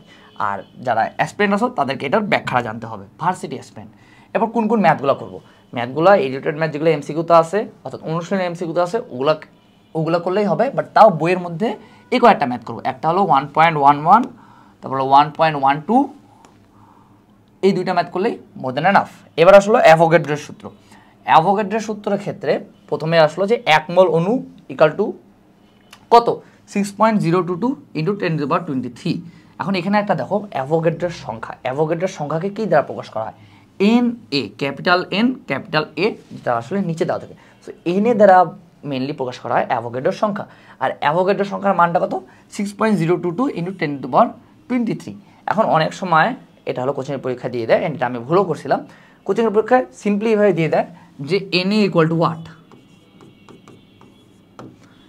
ওকে, সো এটা আমি যখন আমি ফার্স্ট টাইম কোচিং করছিলাম অর্থাৎ যখন আমি ফার্স্ট ইয়ারে ছিলাম, ফার্স্ট ইয়ারে থাকতে যখন আমি কোচিং করছিলাম তখন এটা আমি ভুল করছিলাম। সো NA = what দিলে এটার মান তাহলে কী হবে 6.022 × 10⁻23। NA মানে বুঝায় কি এটা আমি জানতাম না। সো অ্যাভোগাড্রোর যে সংখ্যা আছে এটাকে মেনলি NA দ্বারা প্রকাশ করা হয় আর এটার মানটা কি 6.022 × 10⁻23। আর 1 মোল পরমাণু = কি 1 গ্রাম পারমাণবিক ভর, আর 6.022 × 10⁻23 পরমাণু। এর মধ্যে দেখো যখনই আমরা অণু বলতেছি তখনই আমরা আণবিক ভর ব্যবহার করতেছি, আর যখন পরমাণু ইউজ করতেছি তখন এটাকে বলতেছি আমরা পারমাণবিক ভর। সো এই দুইটা হলো ডিফারেন্স। আর আসছে এটা খুবই খুবই গুরুত্বপূর্ণ। এখন আমরা যখন STP এবং ACTP নিয়ে পড়ছি তখনই আমরা STPতে এবং ACTPতে গ্যাসের মোলার আয়তন কত হয় এটা হলো আমরা খেয়াল রাখছিলাম যে STPতে গ্যাসের মোলার আয়তন কত 22.414 লিটার, আর ACTPতে গ্যাসের মোলার আয়তন কত 24.789 লিটার। এখন 20 ডিগ্রি সেলসিয়াস ও 1 অ্যাটমসফিয়ার চাপে গ্যাসের মোলার আয়তন কত হয় সেটা আসলে খেয়াল রাখতে হবে। অনেক সময় আমরা অনেক স্কিপ করে যাই, বাট এটা হলো খেয়াল রাখতে হবে। অ্যান্ড বলে দিচ্ছি কোচিংয়ের পরীক্ষায় এটাই দিয়ে দিবে, কারণ কি তোমাদেরকে আটকাইতে যাবে। সবাই জানবে যে STP এবং ACTP, বাট এই 20 ডিগ্রি সেলসিয়াস তাপমাত্রায় কত হয় এটা কিন্তু অনেকে খেয়াল রাখতে পারে না। সো এটা হলো আমরা খুব ভালোভাবে খেয়াল রাখবো যে STPতে 22.414 আর ACTPতে কত 24.789, আর 20 ডিগ্রি সেলসিয়াস এবং 1 অ্যাটমসফিয়ার চাপে কত এটা হলো 24.040 লিটার। ওকে, এরপরে আমরা আসি কোন ম্যাথ করা লাগবে এই অ্যাভোগাড্রোর সূত্র। এই অ্যাভোগাড্রোর সূত্রের ম্যাথ আমরা 9, 10-এ করেছি, সো এগুলো করতে খুব একটা অসুবিধা হবে না। অ্যান্ড এগুলো যদিও দেখে মনে হচ্ছে খুব কঠিন, বাট তুমি 2-3 বার হাতে কলমে করলে সবগুলো পারবা। সো 1.15 এই ম্যাথটা করবো, 1.116 এই ম্যাথটা করবো, 1.17 এই ম্যাথটা করব নিজে হাতে কলমে, কারণ এগুলো হাতে কলম করা যায়। এই 3টা বইয়ের ভিতর থেকে করলেই মোর দ্যান এনাফ। বাকি যেগুলো আছে এগুলো আমরা অনুশীলনী থেকে করব। ওকে, আর এই যে বয়েল এবং চার্লসের সূত্রের সম্মানের সূত্রটা, এটা আসলে ভার্সিটি অ্যাসপিরেন্টদের লাগে। এই রিলেটেড ম্যাথ আমাদের অনুশীলনীতেও খুব কম আছে, যেগুলো আসলে হাতে কলমে করা যায়। সো এখান থেকে জাস্ট আমরা সূত্রটা জানবো, সেটা কি P1V1 divided by T1 equal to P2V2 divided by T2। Okay, এরপরে আমরা আসি আদর্শ গ্যাস সূত্র বা আদর্শ গ্যাস সমীকরণ। এখান থেকে আমাদেরকে শুধু আদর্শ গ্যাস সমীকরণ কোনটাকে বলে এটাকে জানতে হবে, সেটা হলো PV equal to NRT। So PV equal to NRT যেটা আছে এটা হলো আদর্শ গ্যাস সমীকরণ। আর আদর্শ গ্যাস সমীকরণে আর কি বলা হয়, আর হলো তোমার হলো সার্বজনীন গ্যাস ধ্রুবক। এখন আর বা সার্বজনীন গ্যাস ধ্রুবক নিয়ে আলাদা একটা ছক দেওয়া আছে, ওই ছকটা হলো ভেরি ভেরি ইম্পর্টেন্ট, আর ওই ছকটা আমাদের খুব ভালোভাবে খেয়াল রাখতে হবে। এর মধ্যে এখন দেখো এই যে সার্বজনীন গ্যাস ধ্রুবক যেটা আছে এটার এককটা দেওয়া আছে, যেটা হলো বাংলায় দেওয়া আছে মেনলি। এখন আমরা কি জানি বলতো, এই যে গ্যাস ধ্রুবক যেটা আছে এটা মান কত 8.314 জুল পার মোল পার কেলভিন। সো ওটাকে আসলে বাংলায় লিখে দিছে, বাট তোমাকে প্রতিপাদন জানতে হবে না, জাস্ট এইটুকু দেখা দিলাম। অনেক সময় আসলে বাংলা দিয়েও দিয়ে দেয়, সো এটা নিয়ে যাতে কনফিউজ না হয় বা এটা ভাইয়া যে পড়ে না এরকম কোনো কিছু না। সো জুল পার মোল পার কেলভিনকে তুমি যদি বাংলায় লেখো তাহলে সেটাই হবে কাজ পার মোল পার কেলভিন, এটাই আর কি। যাই হোক, এরপরে আমরা আসি যে এখানে যদিও আমি দাগাইছি, বাট এখান থেকে আমরা শুধুমাত্র ছকটা পড়বো। দেখো কই গেল এইটা, এই ছকটা হলো খুবই খুবই গুরুত্বপূর্ণ। এখান থেকে মিলে কি খেয়াল রাখতে হবে, এই যে 5টা এককের নাম দেওয়া আছে, এই 5টা এককে আর এর মান কত এটা খেলা খুবই গুরুত্বপূর্ণ। পাশাপাশি এককগুলোর নামও খেয়াল রাখতে হবে। যেমন দেখো লিটার অ্যাটমসফিয়ার এককে এটা মান কত 0.082 লিটার অ্যাটমসফিয়ার পার মোল পার কেলভিন। এখন এটা আসলো কিভাবে বা এটার প্রতিপাদন যেগুলো হলো তোমার এখানে দেওয়া আছে, এগুলো আল্লাহর ওয়াস্তে তোমার জীবনেও দেখা লাগবে না। তোমাকে যদি মেডিকেল ভর্তি পরীক্ষা বা কোচিংয়ের পরীক্ষায় যদি প্রশ্ন দেয়, প্রশ্ন এইভাবেই দিবে যে সার্বজনীন গ্যাস ধ্রুবক বা আর এর মান এসআই এককে কত, বা এফপি বা ইঞ্জিনিয়ারিং এককে কত, অর্থাৎ তোমাকে এককে এটার মান কত এগুলা খেয়াল রাখতে হবে অ্যান্ড সিম্পলি মুখস্থ রাখতে হবে। তো এখান থেকে এই যে আর এর মানগুলো দেওয়া আছে এই সবগুলো মান আমাদেরকে খুব ভালোভাবে খেয়াল রাখতে হবে। পাশাপাশি এখানে দেখো আয়তন, চাপ এবং ভর, অর্থাৎ এই এককে আয়তনের একক কত ধরা হয়, চাপের একক কত ধরা হয়, ভরের একক কত ধরা হয়, এইটাও আমাদেরকে জানতে হবে। যেমন ধরো যে এসআই বা জুল এককে আর এর মান কত 8.314 জুল পার মোল পার কেলভিন। পাশাপাশি কী খেয়াল রাখবো যে আয়তন কত, আয়তনের একক কী হয় এখানে মিটার কিউব, চাপের একক হলো প্যাসকেল বা নিউটন পার মিটার স্কোয়ার, বা ভর কী ব্যবহার করা হয় কেজি হিসাবে। এখন বাকি যা যা আছে সবগুলোর ক্ষেত্রে সেমভাবে খেয়াল রাখবো। আর এর মধ্যে দেখো এই যে ক্যালোরি একক যেটা আছে এটা খাদ্য বস্তুর ফুড ভ্যালু গণনায় ব্যবহৃত হয়, আর ফুড পান পদ্ধতিতে যান্ত্রিক চাপ পরিমাপে ব্যবহৃত হয়। আর অনেক সময় এই যে 5 নম্বর পয়েন্ট আমরা ভুল করি, এই ফুড পাউন্ড পদ্ধতি বা ইঞ্জিনিয়ারিং একক এই দুইটা কিন্তু সেম। সো ফুড পাউন্ড পদ্ধতি বা ইঞ্জিনিয়ারিং এককে আর এর মান কত 2783.63 ফুড পাউন্ড পার মোল পার কেলভিন। সো এই প্রতিটারই আমরা মান খেয়াল রাখবো, পাশাপাশি একক খেয়াল রাখবো। মুদ্রা কথা হলো এই ছকে সব কিছু আমাদেরকে খেয়াল রাখতে হবে, অ্যান্ড এটা মেডিকেল প্রতিপাদনের জন্য খুবই খুবই গুরুত্বপূর্ণ। অনুশীলনীতেও বা আছে এই রিলেটেড এমসিকিউ, পাশাপাশি আমরা কোচিংয়ের পরীক্ষা তো পাবোই।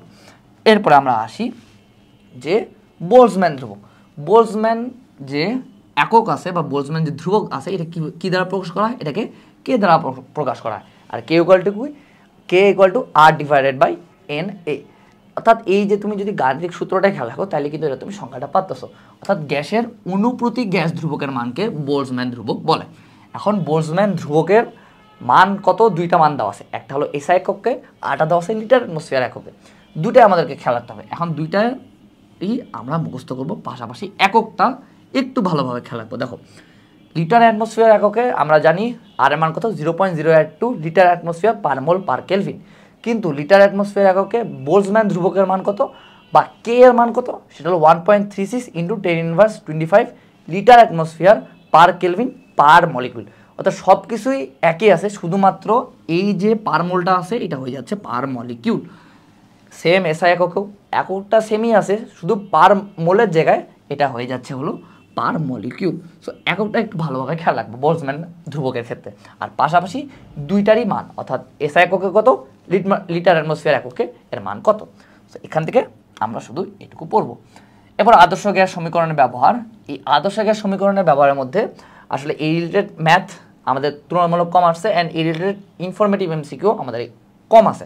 এখান থেকে আমরা মিলে কী পড়বো, এই যে সূত্রটা আছে না, এই সূত্রটা আর এই সূত্রটা, এই সূত্রটা কীভাবে আসলো দেখো, পিভি ইকুয়াল টু এনআরটি, এটা হলো আদর্শ গ্যাস সমীকরণ। এখন এই যে এন আছে, এই মোল সংখ্যা, এই এন বা মোল সংখ্যাকে তুমি যদি ভাঙো তাহলে এন ইকুয়াল টু কী হবে জানো? এন ইকুয়াল টু হবে ডাব্লু ডিভাইডেড বাই এম। ডাব্লুটা কি? গ্রাম এককে ভর, আর এম হলো এর পারমাণবিক বা আণবিক ভর বা মোলার ভর। So N equal to W divide by M. এখন তুমি যদি এনটাকে ভাঙে এইভাবে লেখো তাহলে এটা হবে কি? PV equal to W R T divided by M. এখন তুমি যদি এমটাকে এই সাইডে নিয়ে আসো তাহলে উপরে কি থাকবে? ডাব্লু আর টি, যে থাকবে কি? পিভি। এখন পিভি ইকুয়াল টু এনআরটি। এখন তুমি ওই আবার যে এনটাকে আছে এটাকে ভাঙলা ডাব্লু ডিভাইডেড বাই এম। এখন তুমি জানো ডি এটা হলো ডাব্লু ডিভাইডেড বাই ভি, অর্থাৎ ভর ডিভাইডেড বাই আয়তন, সেটা হলো মেনলি তোমার ঘনত্ব। এখন তুমি যদি ডাব্লু আর ভিকে এইভাবে সাজাও সমীকরণ থেকে তাহলে অ্যান্সার হবে D equal to P M ভাগ আর টি। মেইন কথা তুমি যদি এই দুটো সূত্র খেয়াল রাখতে পারো তাহলে মধ্যে না, বাট এই রিলেটেড এমসিকিউ বা এই রিলেটেড থিওরি বা এই রিলেটেড ইনফরমেটিভ এমসিকিউ এই বইয়ে নাই। সো এখান থেকে আমরা শুধু এই দুটো সূত্র খেয়াল রাখবো, ঠিক আছে? আর এই রিলেটেড ম্যাথগুলো আমাদের লাগবে না, কারণ এগুলো হাতে কলমে করা যায় না। এবার আসলো গ্যাসের আংশিক চাপ এবং ডাল্টনের সূত্র। গ্যাসের আংশিক চাপ এবং ডাল্টনের সূত্রের ক্ষেত্রে প্রথমেই আমাদেরকে এই যে দুইটা স্টার চিহ্নিত পয়েন্ট আছে, এই দুইটা স্টার চিহ্নিত পয়েন্ট পড়তে হবে। এখন আদর্শ গ্যাস সূত্র বা পিভি ইকুয়াল টু এনআরটি যে সূত্রটা আছে এটা বিশুদ্ধ গ্যাস বা মিশ্র গ্যাস দুইজনের ক্ষেত্রেই সম্ভবভাবে প্রযোজ্য। কেন প্রযোজ্য? মিশ্র গ্যাসের ক্ষেত্রে গ্যাসসমূহ যে কোনো অনুপাতে মিশ্রিত হয়ে সমসত্ব মিশ্রণ তৈরি করে, আর বিক্রিয়াবিহীন গ্যাস মিশ্রণের প্রতিটি উপাদান গ্যাস একক গ্যাস রূপে আচরণ করে। এখান থেকে আমরা শুধু এই দুইটা পয়েন্ট জানবো। আর পাশাপাশি এই যে সমীকরণটা আছে না, এই সমীকরণটা একবার দেখবো যে P total equal to P dryer plus P vap. এখন এটা আসলে কমন সেন্স দিয়েও পারা যায়, বাট পরীক্ষার হলে অনেক সময় প্যানিক করলে কমন সেন্স থাকে না, হারাই যায় কোথায় যে। সো এই জন্য আপাতত জাস্ট পরীক্ষার আগে আমরা শুধুমাত্র এই সমীকরণটা একবার চোখ বুলাই যাবো যে P total equal to P dryer plus P vap. এখন ডাল্টনের আংশিক চাপ রিলেটেড যতগুলো ম্যাথ আছে এই ম্যাথগুলো আমরা এইচএসসির জন্য খুব ভালোভাবে করছি, বাট সব ম্যাথ আসলে আমাদের মেডিকেল ভর্তি পরীক্ষার জন্য লাগে না। মেডিকেল ভর্তি পরীক্ষার জন্য এখানে আমাদের শুধুমাত্র দুইটা সূত্র জানা লাগবে, অ্যান্ড এই দুইটা সূত্র রিলেটেড ম্যাথগুলো দেখবা যে আমাদের অনুসরণীতে আছে। অ্যান্ড বাদ বাকি যেগুলো আছে সেগুলো সবগুলো হলো উদ্দীপকওয়ালা, অর্থাৎ দুইটা পাত্রের ছবি দেওয়া আছে, তারপর এই আংশিক চাপ রিলেটেড প্রশ্ন দেওয়া আছে অনুসরণীতে, বাট আমাদের উদ্দীপকওয়ালা অনুসরণী এমসিকিউ করা লাগে না। শুধুমাত্র যেগুলো আমাদের বইয়ের শুরুতে দেওয়া আছে, অর্থাৎ যেগুলোর জন্য উদ্দীপক দেওয়া নাই ওগুলো করলেই মোর দেন এনাফ। অ্যান্ড উদ্দীপকওয়ালা প্রশ্ন কখনো মেডিকেল ভর্তি পরীক্ষায় আসে নাই। সো এখান থেকে আমরা শুধুমাত্র দুইটা সূত্র জানবো, অ্যান্ড এই দুইটা সূত্রের ম্যাথই আমাদের অনুসরণীতে আছে, অ্যান্ড ওগুলো আমাদেরকে করতে হবে। এই দুইটা সূত্র আমি দেখা দিচ্ছি, তা বাদ দিয়ে ডাল্টনের আংশিক চাপের ক্ষেত্রে আর কিছু পড়া লাগবে না। সো ধরো তুমি একটা গ্যাস মিশ্রণ দেওয়া আছে, ওই গ্যাস মিশ্রণে এক্স গ্যাস আছে, ওয়াই গ্যাস আছে, আবার জেড গ্যাস আছে। এখন তুমি এক্স গ্যাসের আংশিক চাপ বের করবা। সো এক্স গ্যাসের আংশিক চাপ পি এক্স ইকুয়াল টু কী হবে? পি এক্স ইকুয়াল টু হবে X divided by Z into P. এটা দিয়ে মেনলি কী বোঝাচ্ছে? পি এক্স হলো এক্স গ্যাসের আংশিক চাপ, এক্স হলো তোমার এক্স গ্যাসের মোল সংখ্যা, জেড হলো ওই গ্যাস মিশ্রণে সকল গ্যাসের মোট মোল সংখ্যা, ইন্টু পি, এই ক্যাপিটাল পি হলো তোমার মোট চাপ। সো এইটা হলো একটা সূত্র যে যে কোনো গ্যাসের আমি যদি আংশিক চাপ বের করতে চাই তাহলে ওই গ্যাসের মোল ভগ্নাংশ ইন্টু আমাদের মোট চাপ। এখন এই যে এক্স ডিভাইডেড বাই জেড যেটা আছে এটাকে বলা হয় তোমার মোল ভগ্নাংশ, অর্থাৎ উপরে যে এক্সটা আছে ওই গ্যাসের মোল সংখ্যা ডিভাইডেড বাই মিশ্রণে অবস্থিত সকল গ্যাসের মোট মোল সংখ্যা, এটাকে বলা হয় তোমার মোল ভগ্নাংশ। সো পি এক্স বা এক্স গ্যাসের যদি আমি আংশিক চাপ বের করতে চাই তাহলে সেটা কী হবে? উপরে থাকবে হলো আমার ওই গ্যাসের মোট মোল সংখ্যা ডিভাইডেড বাই থাকবে হলো সকল গ্যাসের মোট মোল সংখ্যা ইন্টু মোট চাপ। এই রিলেটেড ম্যাথ পাবা তুমি অনুসরণীতে। আর একটা পাবা সেটা হলো তোমার এইটা আদর্শ গ্যাস সমীকরণ দিয়ে বের করা যায়, সেটা হলো P x into V equal to হলো এনআরটি। অর্থাৎ এখানে থাকবে এক্স গ্যাস যেটা আছে এক্স গ্যাসের আংশিক চাপ তোমাকে বের করতে হবে, ভি থাকবে হলো তোমার মোট যে আয়তন বা মোট যে পাত্রের আয়তন ওটা দেওয়া থাকবে, এনটা হবে তোমার শুধুমাত্র এক্স গ্যাসের যে মোল সংখ্যা, এটাকে তুমি এন এক্স দ্বারাও প্রকাশ করতে পারো। এটা আমি একটু সুন্দরভাবে লিখি এন এক্স আর টি এভাবে। এই এনটা হলো তোমার এক্স গ্যাসের মোল সংখ্যা, আর তো সর্বজনীন ধ্রুবক, আর টি হলো তোমার তাপমাত্রা। এখান থেকে তুমি যদি পি এক্স বের করতে চাও অর্থাৎ এক্স গ্যাসের মোল সংখ্যা, সেটা হলো কী হবে? N X R T divided by V. So এখান থেকে আমরা শুধুমাত্র এই দুটো সূত্র খেয়াল রাখবো, আর বাদ বাকি কোনো কিছু তোমাকে এখান থেকে পড়া লাগবে না। এগুলা লাগবে না, লাগবে না, লাগবে না, লাগবে না, লাগবে না, লাগবে না, লাগবে না, লাগবে না, লাগবে না। এখন আসছে হলো গ্রাহামের সূত্র, গ্যাসের ব্যাপন এবং অনুব্যাপন। এই টপিকটা বলতে গেলে মেডিকেল ভর্তি পরীক্ষার জন্য one of the most important topic, যেটা আমি একদম চ্যাপ্টারের শুরুতেই দেখাইছিলাম। সো এখান থেকে কী কী পড়তে হবে আর কী কী পড়তে হবে না এটা এখন দেখা দিচ্ছি। সো প্রথম কথা হলো যে ব্যাপনের যে সংজ্ঞাটা আছে এই সংজ্ঞাটা পড়তে হবে। এই সংজ্ঞার মধ্যে একটা খুবই গুরুত্বপূর্ণ একটা এমসিকিউ দেওয়া আছে। সো ব্যাপনের সংজ্ঞাটা কি? উচ্চ ঘনত্বের স্থান থেকে নিম্ন ঘনত্বের স্থানে কোনো কঠিন তরল বা গ্যাসীয় বস্তুর অণুসমূহ বা কণাসমূহের স্বতঃস্ফূর্ত ও সমভাবে স্থানান্তর বা পরিবর্তিত হওয়াকে যে প্রক্রিয়াটা আছে এটাকে ব্যাপন বলা হয়। এখন তোমার কাছে প্রশ্ন হলো যে ব্যাপনের সংজ্ঞাটা কি আমাদেরকে লাইন টু লাইন মুখস্থ রাখতে হবে? কখনোই না। তুমি জাস্ট একবার রিডিং দিবা আর এখান থেকে একটা খেয়াল রাখবা যে ব্যাপন কোন স্থান থেকে কোন স্থানের দিকে হয়। সেটা হলো উচ্চ ঘনত্বের স্থান থেকে নিম্ন ঘনত্বের স্থানে চলে যায় হলো ব্যাপিত অণুসমূহ, কিন্তু অভিস্রবণের ক্ষেত্রে এটা উল্টা হয়। সো এখানে লিখে রাখবা যে অভিস্রবণের ক্ষেত্রে উল্টা।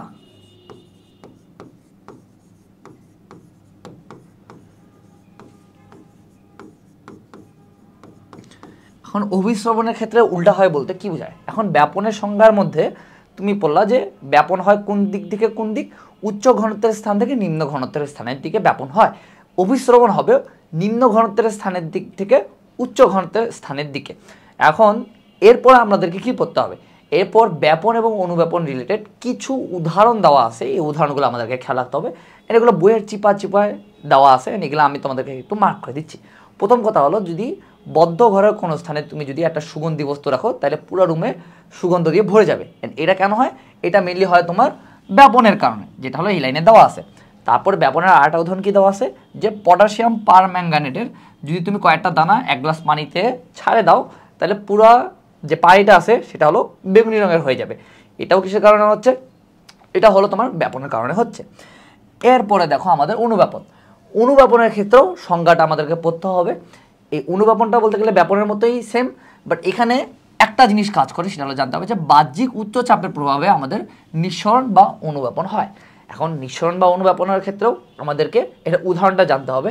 সেটা হলো সিলিন্ডারের ভেতরে, অর্থাৎ সিলিন্ডার ওয়ার্ডটা যদি থাকে, তারপর যদি বলে যে এখানে কোন প্রক্রিয়া হচ্ছে, তার মানে এখানে হচ্ছে তোমার অনুব্যাপন হচ্ছে। অর্থাৎ গ্যাস সিলিন্ডার, যেমন অ্যামোনিয়ার যে সিলিন্ডারে যদি আমরা ছোটো একটা ছিদ্র করি তখন ওই সিলিন্ডারের ভিতর থেকে যে গ্যাসগুলো আছে এগুলো বের হয়ে আসবে। অর্থাৎ উচ্চ চাপ, ভিতরে তো উচ্চ চাপ থাকবে, কারণ সিলিন্ডারের ভিতরে থাকবে কি উচ্চ চাপে অ্যামোনিয়া গ্যাস থাকবে। এখন ওটা যেহেতু উচ্চ চাপের কারণেই খুব তাড়াতাড়ি বের হয়ে আসতেছে গ্যাসের সিলিন্ডার থেকে, তার মানে সেখানে করবে কি অনুব্যাপন। অর্থাৎ সিলিন্ডার ওয়ার্ডটা থাকলেই সেটা হবে অনুব্যাপন। ঠিক আছে? সো এখান থেকে আমরা এই দুটো উদাহরণ পড়বো। এখন আমরা ব্যাপনের উদাহরণ পড়লাম, অনুব্যাপনের উদাহরণ পড়লাম। অভিস্রবণের উদাহরণটা কি, যেটা আসলে আমরা 9-10 পড়ে আসছি, সেটা হলো তুমি যদি পানির মধ্যে কিশমিশ রাখে দাও তাহলে কিশমিশগুলো ফুলে যায়। এটা হলো তোমার অভিস্রবণের উদাহরণ। সো ব্যাপন, অনুব্যাপন এবং অভিস্রবণের যে উদাহরণগুলো আছে এগুলো হলো মেডিকেল ভর্তি পরীক্ষার জন্য গুরুত্বপূর্ণ। পাশাপাশি তুমি কবি স্যারের অনুশীলনীতেও পাবা।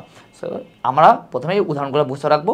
আর কি খেয়াল রাখবো? ব্যাপনের যে সংজ্ঞাটা আছে আর নিঃসরণ বা অনুব্যাপনের যে সংজ্ঞার যে দুইটা ওয়ার্ড আমি দেখাই দিছি, এই দুটো ওয়ার্ড একটু ভালোভাবে খেয়াল রাখবা। ব্যাপন কোন দিক থেকে কোন দিকে হয়? উচ্চ ঘনত্বের স্থান থেকে নিম্ন ঘনত্বের স্থানের দিকে। আর নিঃসরণ বা অনুব্যাপনের ক্ষেত্রে কী হয়? বাহ্যিক উচ্চচাপের প্রভাবে হয়। আর অভিস্রবণের ক্ষেত্রে কী হয়? নিম্ন ঘনত্বের স্থান থেকে উচ্চ ঘনত্বের স্থানের দিকে তোমার অভিস্রবিত হয়। ওকে, এখান থেকে আমরা জাস্ট এতটুকু খেয়াল রাখবো। এরপর ব্যাপন এবং নিঃসরণের মধ্যে তুলনা। এই যে ছকটা আছে এটা ভেরি ভেরি ইম্পর্টেন্ট, এটা কোনোভাবেই বাদ দেওয়া যাবে না। এই ছক থেকে কিন্তু বিগত বছরও প্রশ্ন দিছে, অ্যান্ড এই ছক রিলেটেড অনেক এমসিকিউ কিন্তু তুমি বইয়ের ভিতরেও পাবা। সো এখানের মধ্যেও আরও কিছু উদাহরণ দেওয়া আছে ব্যাপন এবং অনুব্যাপনের ক্ষেত্রে। ব্যাপনের ক্ষেত্রে কি দেওয়া আছে? ফুলের সুগন্ধ এবং হাইড্রোজেন সালফাইড গ্যাসের দুর্গন্ধ বাতাসে ব্যাপন প্রক্রিয়ায় ছড়িয়ে পড়ে। আর নিঃসরণ বা অনুব্যাপনের উদাহরণ কি দেওয়া আছে? যে গাড়ির চাকার টিউবের ছিদ্রপথে নিঃসরণ প্রক্রিয়ায় বাতাস বের হয়ে আসে। অর্থাৎ গাড়ির চাকার যে টিউবটা আছে এখানে যদি একটা ছিদ্র করে দেই তাহলে যেই প্রক্রিয়ার মাধ্যমে আমাদের বাতাসগুলো বের হয়ে আসবে এটা হলো তোমার নিঃসরণ বা অনুব্যাপন। সো এখান থেকে এই দুটো উদাহরণ পড়বো। আর একটা উদাহরণ আছে, সেটা কি বলতো? এটা আমি আসলে কোচিংয়ের পরীক্ষায় পাইছিলাম। সেটা হলো, ধরো যে তুমি একটা রুমের মধ্যে একটা পাকা কাঁঠাল রাখলা, এই পাকা কাঁঠালের সেন্ট দিয়ে পুরো রুম ভরে যাবে, তাহলে এটাও কিসের উদাহরণ? এটাও কিন্তু হলো তোমার ব্যাপনের উদাহরণ। সো এখান থেকে আমরা ব্যাপনের উদাহরণগুলো খুব ভালোভাবে খেয়াল রাখবো। পাশাপাশি এই যে ছকটা, সেই ছকটা হলো ভালোভাবে পড়বো। এখন গ্রাহামের ব্যাপন সূত্র। গ্রাহামের ব্যাপন সূত্রের ক্ষেত্রে আমরা শুধুমাত্র এই যে গাণিতিক সূত্রটা আছে, গাণিতিক সূত্রটা যদি খেয়াল রাখি তাইলে আমরা গ্রাহামের ব্যাপন সূত্রটা খেয়াল রাখতে হবে। গ্রাহামের ব্যাপন সূত্রটা কি? স্থির চাপে এবং স্থির তাপমাত্রায় যে কোনো গ্যাসের ব্যাপন হার ওই গ্যাসের মোলার ভরের বর্গমূলের ব্যস্তানুপাতিক হয়। অর্থাৎ আর সমানুপাতিক 1/√m। আর এইটার সূত্রটা কি? R1 ভাগ R2 = √m2 ভাগ √m1। এই রিলেটেড যে ম্যাথগুলো আছে আমাদের অনুশীলনীতে, এই রিলেটেড ম্যাথ যদিও কম আছে বাট এই ম্যাথগুলো আসলে আমাদেরকে মুখস্থ রাখতে হচ্ছে, কারণ বর্গমূল বের করা আসলে হাতে কলমে খুব কঠিন। এখন যদি তোমার পূর্ণবর্গ সংখ্যা হয় তাহলে খুব ইজিলি বের করা যায়, বাট পূর্ণবর্গ সংখ্যা রিলেটেড ম্যাথ বলতে গেলে অনুশীলনীতে নাই বললেই চলে। সো এই রিলেটেড যে ম্যাথগুলো আমরা অনুশীলনীতে পাবো ওগুলো অ্যান্সারগুলো আমাদেরকে সোজাসুজি মুখস্থ রাখতে হবে, কোনো কিছু করার নাই। আর যদি আমরা এই ব্যাপন হারের সূত্রটা খেয়াল করি তাহলে দেখবো যে এই গ্যাসের ব্যাপন হার এর মোলার ভরের বর্গমূলের ব্যস্তানুপাতিক হয়। এখন আমরা জানি কি মোলার ভর হলো ঘনত্বের সমানুপাতিক, তার মানে এটাকে আরেকভাবে প্রকাশ করা যায়, সেটা হলো আর সমানুপাতিক ইকুয়াল টু 1/√D, অর্থাৎ ঘনত্বের বর্গমূলের ব্যস্তানুপাতিক কি হয় আমাদের ব্যাপন হার। এরপরে আসি যে গ্যাসের ব্যাপন হার নির্ধারণকারী বিষয় বা ফ্যাক্টর। এখানে দেখো 3টা পয়েন্ট দেওয়া আছে, 3টা point very very important. Medical ভর্তি পরীক্ষা পাশাপাশি কোচিংয়ের পরীক্ষাও এটা দিয়ে দিবে, এটা হলো কোচিংয়ের পরীক্ষার জাতীয় প্রশ্ন। এখান থেকে প্রশ্ন কীভাবে দেয় এটাও আমি বলে দিচ্ছি, যে গ্যাসের ব্যাপন হার নির্ধারণকারী বিষয় বা ফ্যাক্টর নয় কোনটি। সো এখানে যে কয়টাই আমাদের উদাহরণ দেওয়া আছে এই কয়টায় আমাদেরকে খুব ভালোভাবে খেয়াল রাখতে হবে। কী কী দেওয়া আছে? প্রথম হলো গ্যাসের মোলার ভর বা গ্যাসের ঘনত্ব, যেটা গ্রাহামের যে ব্যাপন সূত্র আছে এখান থেকেই পাচ্ছি যে মোলার ভর বা ঘনত্বের বর্গমূলের ব্যস্তানুপাতিক হয়। তার মানে ইন জেনারেলি ইজিলি এটা খেয়াল রাখতেছে যে গ্যাসের মোলার ভর বা গ্যাসের ঘনত্বের উপরেই ব্যাপন হার নির্ভর করে। তারপর কি গ্যাসের তাপমাত্রা এবং চাপমাত্রা, গ্যাসের তাপ এবং চাপ এই দুইটার উপরেই নির্ভর করে। আর এছাড়া গ্যাসের অনুব্যাপনের ক্ষেত্রে দেয়ালের সূক্ষ্ম ছিদ্রের আকার ও গ্যাসের অণুর আকার। সো ছিদ্রের আকারও যেমন নির্ধারণ করতেছে, তেমনি গ্যাস অণুর যে আকারটা আছে এটা হলো আমাদের অনুব্যাপনের হারটাকেও নির্ধারণ করতেছে। সো এখান থেকে আমরা এই 3টা পয়েন্ট খুবই ভালোভাবে মুখস্থ করে ফেলবো। ওকে, আচ্ছা, এরপরে আমরা আসি এই গ্রাহামের গ্যাস ব্যাপন সূত্রের পরীক্ষামূলক ব্যাখ্যা। এখন সব থেকে কষ্টের কথা হলো এইটা আমাদের অনুশীলনীতে আছে, আর অনুশীলনীতে তুমি যদি ম্যাথ করে এটার এমসিকিউ সলভ করতে যাও তাহলে একটু সময় লাগবে। আমি এনকারেজ করবো প্রথমেই যে অনুশীলনের যে ম্যাথটা আছে এটা তুমি হাতে কলমে করবা, বা সোজা বাংলা ভাষায় তুমি যদি আমার কাছে সাজেশন চাও তাহলে আমি বলবো মুখস্থ করে রাখতে। কারণ পরীক্ষার হলে তুমি যদি ম্যাথ করে বের করতে চাও অনেক সময় প্যানিক মোডে চলে যাওয়ার কারণে ম্যাথটা ভুলও হইতে পারে, আবার তোমার সূত্রটা নাও খেয়াল থাকতে পারে।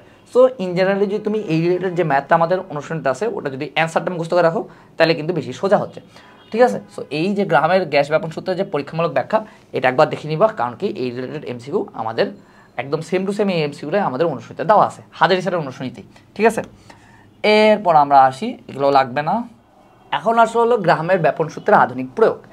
গ্রাহামের ব্যাপন সূত্রের আধুনিক প্রয়োগের যে কয়টা পয়েন্ট আছে সে কয়টা পয়েন্ট আমাদের খুব ভালোভাবে খেয়াল রাখতে হবে। এর মধ্যে আমি কয়েকটা জিনিস দেখা দিচ্ছি, যে 2টা পয়েন্ট এই 2টা দেখবা যে কোচিংয়ের পরীক্ষায় দিবে। প্রথম আসলো এই যে 3 নম্বর পয়েন্টটা, যে কয়লা খনিতে কোন গ্যাসের উপস্থিতি নির্ণয়ে সতর্কতা জ্ঞাপক যন্ত্র ব্যবহার করা হয়। এটা ফার্স্টে খেয়াল রাখতে হবে যে মিথেন গ্যাসের উপস্থিতি নির্ণয়ে তোমার সতর্কতা জ্ঞাপক যন্ত্র ব্যবহার করা হয়। এখন মিথেন গ্যাসের উপস্থিতি নির্ণয়ে সতর্কতা জ্ঞাপক যন্ত্রে মেইনলি কী ব্যবহার করা হয়, সেটা হলো মিথেন গ্যাসেরই আমাদের ব্যাপন ধর্ম প্রয়োগ করা হয় সতর্কতা জ্ঞাপক যন্ত্রে। এই 3 নম্বর পয়েন্টটা আমাদেরকে খুব ভালোভাবে মুখস্থ রাখতে হবে। এরপর দেখো যে ব্যাপন প্রক্রিয়ার মাধ্যমে গ্যাস মিশ্রণ থেকে যদি তুমি যে কোনো একটা গ্যাস পৃথক করো, এই পৃথক করার প্রক্রিয়াটাকে কী বলা হয়? অ্যাটমোলাইসিস বলা হয়। সো এই 2টা পয়েন্ট একটু ভালোভাবে মুখস্থ রাখবো, অ্যান্ড বাদ বাকি যে কয়েকটা পয়েন্ট আছে দেখবা যে একবার রিডিং দিলেই খেয়াল থাকতেছে। এরপর দেখো যে এখানে একটা জিনিস প্যারা দেওয়া আছে, এই প্যারাটা খুবই গুরুত্বপূর্ণ, যে দ্বিতীয় মহাযুদ্ধের সময় ইউরেনিয়াম ধাতুকে মিলে কিসে রূপান্তর করে আমাদের 235 ইউরেনিয়াম বের করে আনা হতো, সেটা হলো ইউরেনিয়াম হেক্সাফ্লুরাইড গ্যাসে রূপান্তর করা হতো। সো এই সংকেতটাও লাগবে, পাশাপাশি বাংলা নামটাও লাগবে, যে UF6 বা ইউরেনিয়াম হেক্সাফ্লুরাইডে রূপান্তরিত করে আমরা মেনলি দ্বিতীয় মহাযুদ্ধে এই যে আমাদের 235 ইউরেনিয়াম যেটা আছে এটাকে পৃথক করতাম। এখন দেখো প্রকৃতিতে 2 টাইপের ইউরেনিয়াম আছে, একটা হলো 238 ইউরেনিয়াম আর একটা হলো 235 ইউরেনিয়াম। এর মধ্যে এই যে 235 ইউরেনিয়াম আছে না, যেটার পারমাণবিক ভর হলো 235, এইটা হলো মেনলি পারমাণবিক বোমা তৈরিতে ব্যবহার করা হয়। আর এই 235 ইউরেনিয়ামই আবার আমাদের নিউক্লিয়ার পাওয়ার স্টেশনের জ্বালানি রূপে ব্যবহৃত হয়। সো নিচের কোনটি পারমাণবিক বোমা বা নিউক্লিয়ার স্টেশনে জ্বালানি রূপে ব্যবহৃত হয়, সেটা হলো 235 ইউরেনিয়াম। সো এটা হলো খুব ভালোভাবে খেয়াল রাখবা, আর বাদ বাকি তোমাকে কোনো কিছু পড়া লাগবে না। আর এক্সট্রা একটা জিনিস যেটা বললাম সেটা হলো খেয়াল রাখবা যে ইউরেনিয়াম হেক্সাফ্লুরাইড এইটাতে রূপান্তরিত করে মেনলি 235 ইউরেনিয়ামকে পৃথক করা হয়তো 238 ইউরেনিয়াম থেকে। আর এক্ষেত্রে কী ব্যবহার করা হয়তো, এক্ষেত্রে হলো গ্রাহামের ব্যাপন সূত্রটা প্রয়োগ করা হয়তো, ঠিক আছে। এবার দিয়ে আর তোমার কিছু জিনিস জানা লাগবে না। এখন স্থির তাপমাত্রায় ভিন্ন ভিন্ন চাপে গ্রাহামের ব্যাপন সূত্রের প্রয়োগ, এই জিনিসটা আসলে আমাদের ইঞ্জিনিয়ারিং অ্যাসপিরেন্টের লাগতো, ভার্সিটি অ্যাসপিরেন্টেরও লাগবে না, মেডিকেল অ্যাসপিরেন্টেরও লাগবে না, অ্যান্ড এই রিলেটেড ম্যাথও আমাদের অনুশীলনীতে নাই। সো এখান থেকে আমরা শুধুমাত্র যেহেতু আমরা কোনো কিছু স্কিপ করবো না, তাও আমরা একবার দেখে রাখি যদি কোচিংয়ের পরীক্ষায় দিয়ে দেয়। সো RA ভাগ RB, অর্থাৎ এখানে আমরা একটু আগে পড়ছিলাম কি মোলার ভরের বর্গমূলের ব্যস্তানুপাতিক প্রতীক হয়, আর তখন হলো ছিল কি RA divided by RB equal to √MB divided by MA। এমটা কি, এটা হলো মোলার ভর, কিন্তু এখানে যেহেতু বর্গমূলের ব্যস্তানুপাতিক, কিন্তু যখন আমরা এখানে চাপ যুক্ত করবো তখন এটা হয়ে যাবে সমানুপাতিক, অর্থাৎ RA divided by RB equal to PA divided by PB into √MB divided by MA। অর্থাৎ এখান থেকে শুধু আমরা এই সূত্রটা আছে, এই সূত্রটা পড়বো, আর এই রিলেটেড কোনো ম্যাথও দেখা দরকার নেই, অনুসরণিত এই রিলেটেড ম্যাথ তুমি পাবাই না। ওকে, এরপরে আমরা আসি, এগুলো লাগবে না। এবার আসছে হলো, আরে কই গেল, এই ম্যাথগুলো লাগবে না, লাগবে না, লাগবে না, লাগবে না। এবার আসছে হলো গ্যাসের আণবিক গতিতত্ত্ব। এখন গ্যাসের আণবিক গতিতত্ত্ব শুরুতেই আমি একটা কথা বলে রাখি। ধরো তোমার একটা গ্যাসের বাষ্প ঘনত্ব দেওয়া আছে হলো তোমার 18, তাহলে ওই গ্যাসের মোলার ভর কত হবে? এই বাষ্প ঘনত্ব এবং মোলার ভর রিলেটেড যে ম্যাথগুলো আছে এগুলো আসলে আমাদের কোচিংয়ের পরীক্ষা অনেক সময় দিয়ে দেয়, এটা খুবই সোজা। যদি ধরো যে কোনো গ্যাসের বাষ্প ঘনত্ব দিয়ে দেয় অ্যান্ড ওটার যদি আমাদের মোলার ভর বের করতে বলে, তাহলে বাষ্প ঘনত্ব ইন্টু 2 ইকুয়াল টু মোলার ভর। সো যদি তোমার দেওয়া থাকে কোনো গ্যাসের বাষ্প ঘনত্ব 18, তাহলে সেটা মোলার ভর কত, তাহলে এটাকে যদি তুমি 2 দিয়ে গুণ দাও তাহলে তুমি এটার মোলার ভর পাই যাবে, অর্থাৎ 18 ইন্টু 2 ইকুয়াল টু হলো 36 বা 36। এখন তাহলে আমরা এখান থেকে একটা সূত্র এই শুরুতেই লিখে রাখবো যে কোনো গ্যাসের মোলার ভর ইকুয়াল টু বাষ্প ঘনত্ব ইন্টু 2। সো তোমাকে যদি বাষ্প ঘনত্ব চায়, তুমি এই বাষ্প ঘনত্ব চায় অথবা মোলার ভর চায়, যেটাই চাক না কেন এই সূত্রটা দিয়ে বের করবা। সো এই সূত্রটা আমরা বইয়ের মধ্যে লিখে রাখবো। এরপর আসলে হলো গ্যাসের আণবিক গতিতত্ত্বের স্বীকার্যগুলো। এই স্বীকার্যগুলো আছে, এগুলা আমরা ভালোভাবে পড়ে ফেলবো। অ্যান্ড এখান থেকে অনেক সময় এইভাবে প্রশ্ন দেয় যে নিচের কোনটি গ্যাসের আণবিক গতিতত্ত্বের স্বীকার্যের ক্ষেত্রে সঠিক, নিচের কোনটি সঠিক নয়। যে কয়েকটা দেওয়া আছে পয়েন্ট, এই কয়েকটা পয়েন্ট খুবই খুবই ভালোভাবে মুখস্থ করে ফেলবো। এর মধ্যে 6 নম্বর পয়েন্টের দিকে আমরা একটু দেখি। 6 নম্বর পয়েন্টের মধ্যে কিন্তু খুবই খুবই ইম্পর্টেন্ট একটা এমসিকিউ আছে, সেটা হলো যে আদর্শ গ্যাসের গতীয় সমীকরণ বা kinetic equation of ideal gases. So আদর্শ গ্যাসের গতীয় সমীকরণ কোনটা, সেটা হলো কি PV ইকুয়াল টু 1/3 mNc²। এমটা কি, এনটা কি, পিতে বোঝাচ্ছি চাপ, ভিতে তো আয়তন, এটা তো বোঝাই যাচ্ছে, বাট এমটাও হলো তোমার প্রতিটা গ্যাস অণুর ভর, এনটা হলো গ্যাস অণুর সংখ্যা। So PV equal to 1/3 mNc², এটাকে কি বলা হয়, আদর্শ গ্যাসের গতীয় সমীকরণ। সো অনেক সময় আমরা যখনই আদর্শ গ্যাসের সমীকরণ সবসময় পড়ে আসছি PV ইকুয়াল টু nRT, কোচিংয়ের পরীক্ষায় দেয় যে আদর্শ গ্যাসের গতীয় সমীকরণ কোনটা, তুমি সুন্দর মতন PV ইকুয়াল টু nRT দিয়ে আসো। সো এটা হলো করা যাবে না। সো এখান থেকে আমরা ভালোভাবে খেয়াল রাখবো যে PV ইকুয়াল টু 1/3 mNc², এটা হলো আদর্শ গ্যাসের গতীয় সমীকরণ। আর যদি বলে আদর্শ গ্যাসের সমীকরণ কোনটা, সেটা হবে PV equal to nRT। So এখান থেকে এটা খেয়াল রাখবো। পাশাপাশি এখানে একটা বিজ্ঞানীর নাম খেয়াল রাখবো, সেটা হলো এই যে আদর্শ গ্যাসের যে গতীয় সমীকরণটা আছে এটা কে প্রতিষ্ঠা করছে, সেটা হলো করছে কে, সেটা হলো বিজ্ঞানী ক্লসিয়াস। এটা কিন্তু কোচিংয়ের পরীক্ষার জাতীয় প্রশ্ন, যে কোন বিজ্ঞানী আদর্শ গ্যাসের গতীয় সমীকরণটা প্রতিষ্ঠা করেন, সেটা হলো বিজ্ঞানী ক্লসিয়াস। আর বাকি যে গতিতত্ত্বের স্বীকার্যগুলো আছে, এই গতিতত্ত্বের স্বীকার্যগুলো খুব ভালোভাবে পড়ে ফেলবো। আর এখান থেকে কীভাবে এমসি করছে এটা তো বলে দিলাম, বলবে যে নিচের কোনটি আদর্শ গ্যাসের গতিতত্ত্বের স্বীকার্যের ক্ষেত্রে সঠিক বা কোনটি সঠিক নয়। আচ্ছা, এরপর আসে আণবিক সংঘর্ষ, সংঘর্ষ ব্যাস এবং গড়মুক্ত পথ।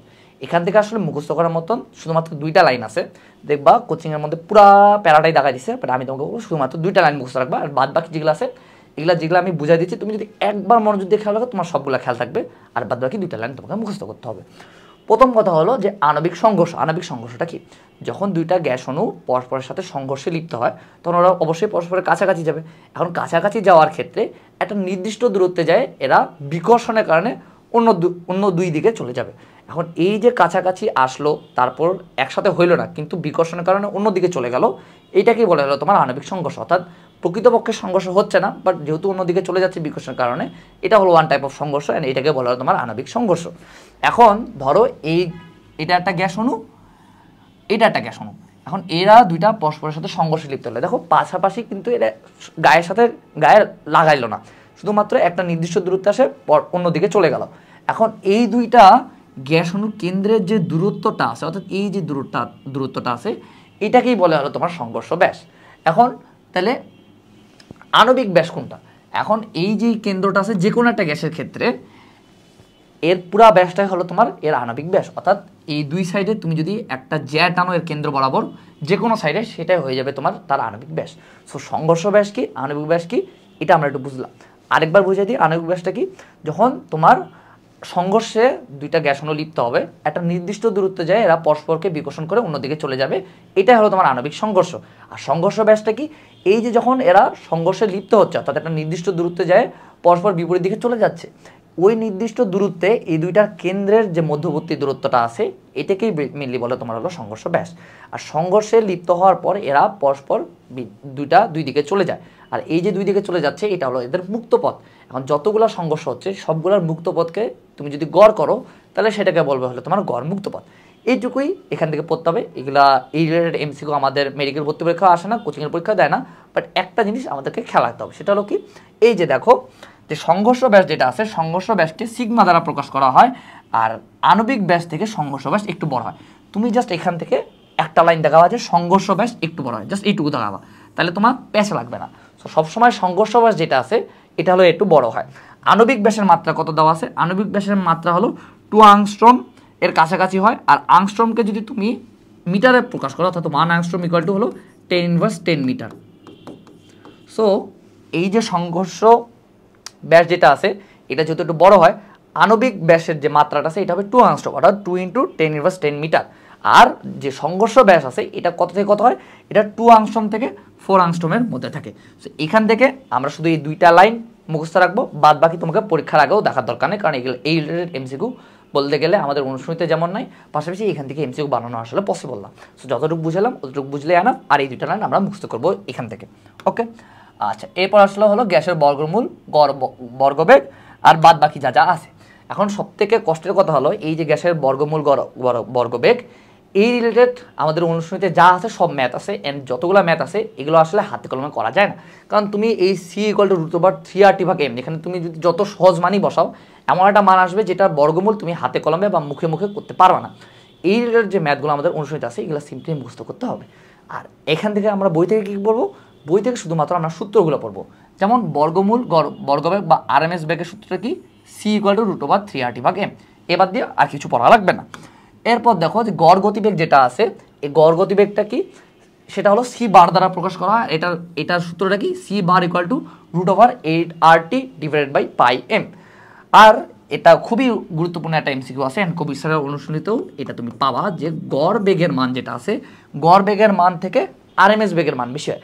তুমি শুধু দেখাবা এইটুকু যে আরএমএস বেগের মান বেশি হয়। সো গড় বেগের মানের থেকে আরএমএস বেগের মান বেশি হয়। এখন কেন বেশি হয় এটা তোমার জানা লাগবে না, এটা ভার্সিটি অ্যাসপিরেন্টদের জানা লাগবে না, শুধু এমসিকিউর জন্য খেয়াল রাখা লাগবে যে আরএমএস বেগের মান সবসময় বেশি হয়। এরপরে আমরা আসি সম্ভাব্যতম বেগ। এখানের মধ্যে একটা জিনিস খেয়াল রাখতে হবে যে সম্ভাবনা যে তত্ত্বটা আছে বা থিওরি অফ প্রবাবিলিটি, এটা কার বা এটা কে দিছে, এটা দিছে হলো বিজ্ঞানী ম্যাক্সওয়েল।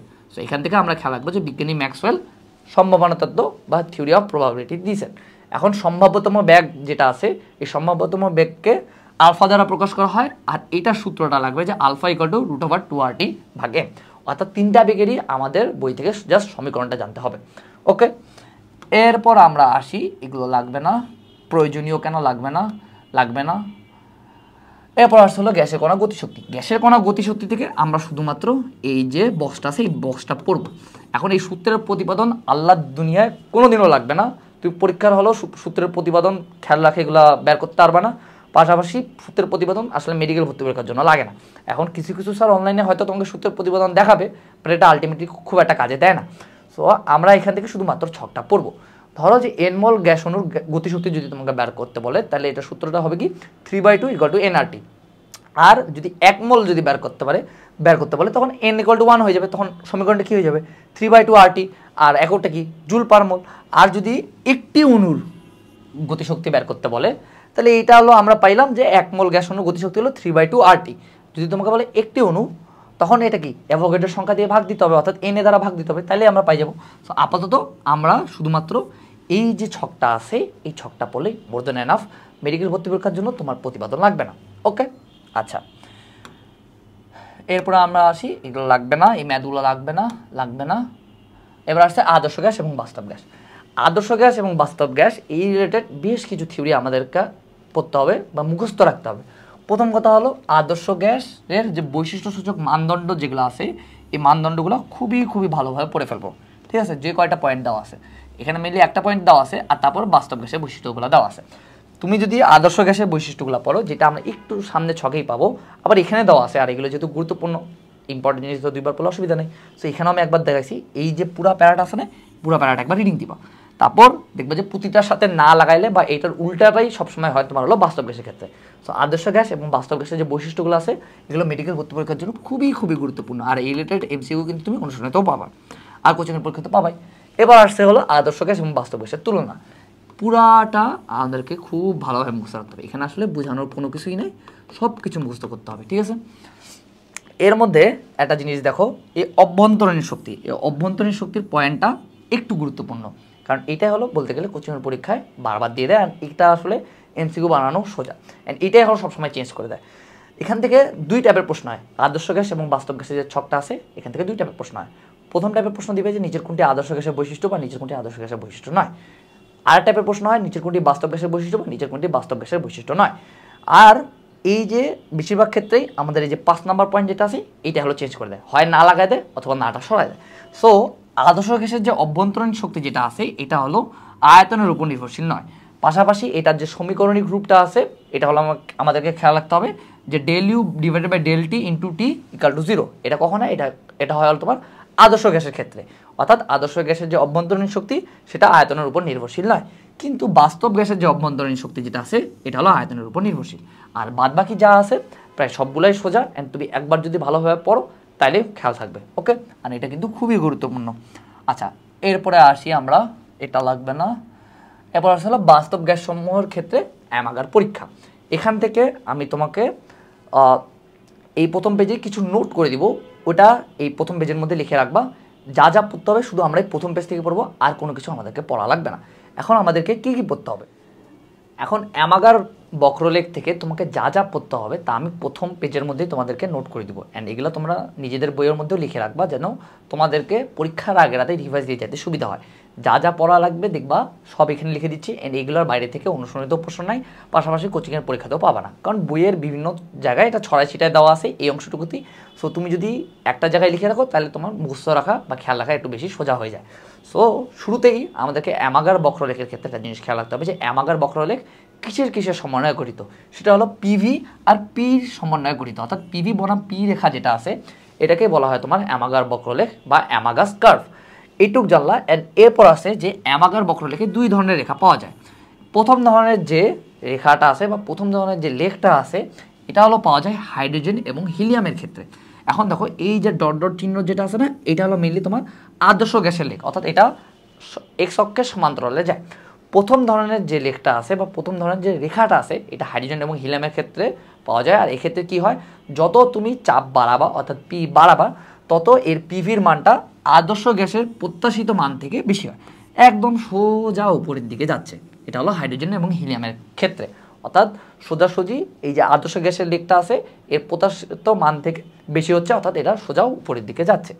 আর এই যে এদের বেলায় অর্থাৎ হাইড্রোজেন এবং হিলিয়ামের ক্ষেত্রে আয়তনের পেষণ মাত্রা কম থাকে বা এরা কম পেষণযোগ্য হয়।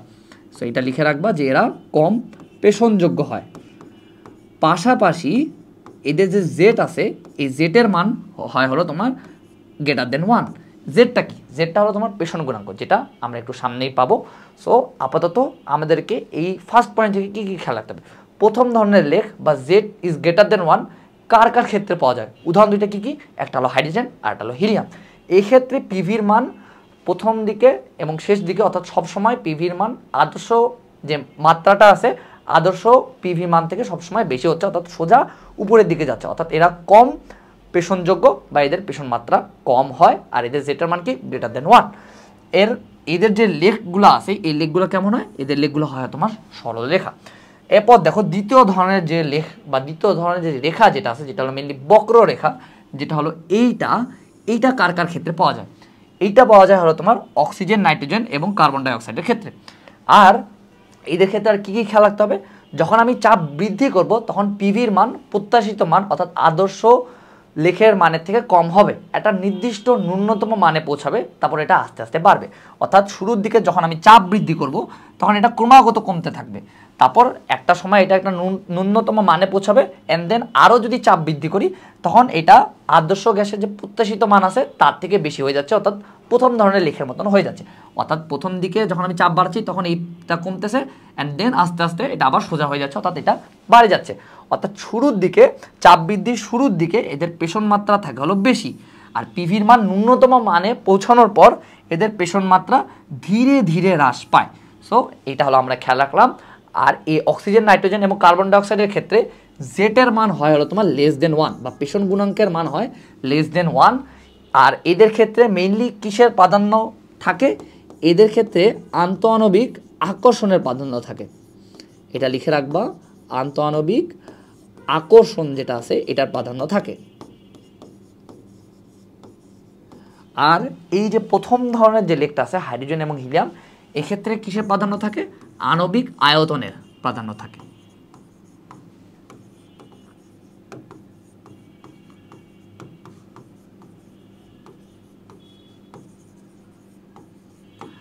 আর এই যে দ্বিতীয় ধরনের লেখের যে উদাহরণগুলো আছে অক্সিজেন, নাইট্রোজেন এবং কার্বন ডাইঅক্সাইড, এদের জেটের মান যেহেতু <1, তার মানে এরা হবে হলো তোমার পানিতে দ্রবণীয়। সুন্দর মতন এটা বইয়ের প্রথম পেজে, অর্থাৎ এই যে টপিকটার প্রথম পেজে এই সবগুলা লিখে রাখবা। এইগুলোর বাইরে থেকে কোনো এমসিকিউ আমাদের মেডিকেল ভর্তি পরীক্ষাও যেমন আসবে না, কোচিংয়ের পরীক্ষাতেও দিবে না এবং অনুশীলনীতেও থাকবে না। সো আমি যদি আরেকবার রিওয়াইন্ড করে যে এখান থেকে কী কী পড়তে হবে অ্যামাগার বক্রলেখ থেকে। দেখো, প্রথম কথা হলো যে অ্যামাগার বক্রলেখ কিসের সমন্বয়ে গঠিত? পিভি বনাম যে পি রেখাটা আছে এটা হলো তোমার অ্যামাগার বক্রলেখ বা অ্যামাগাস কার্ভ। আর অ্যামাগাস বক্রলেখে দুই ধরনের কার্ভ পাওয়া যায়। একটা হলো প্রথম ধরনের, যেটা হয় হলো তোমার হাইড্রোজেন এবং হিলিয়ামের ক্ষেত্রে। এর উদাহরণগুলো খেয়াল রাখা খুবই গুরুত্বপূর্ণ।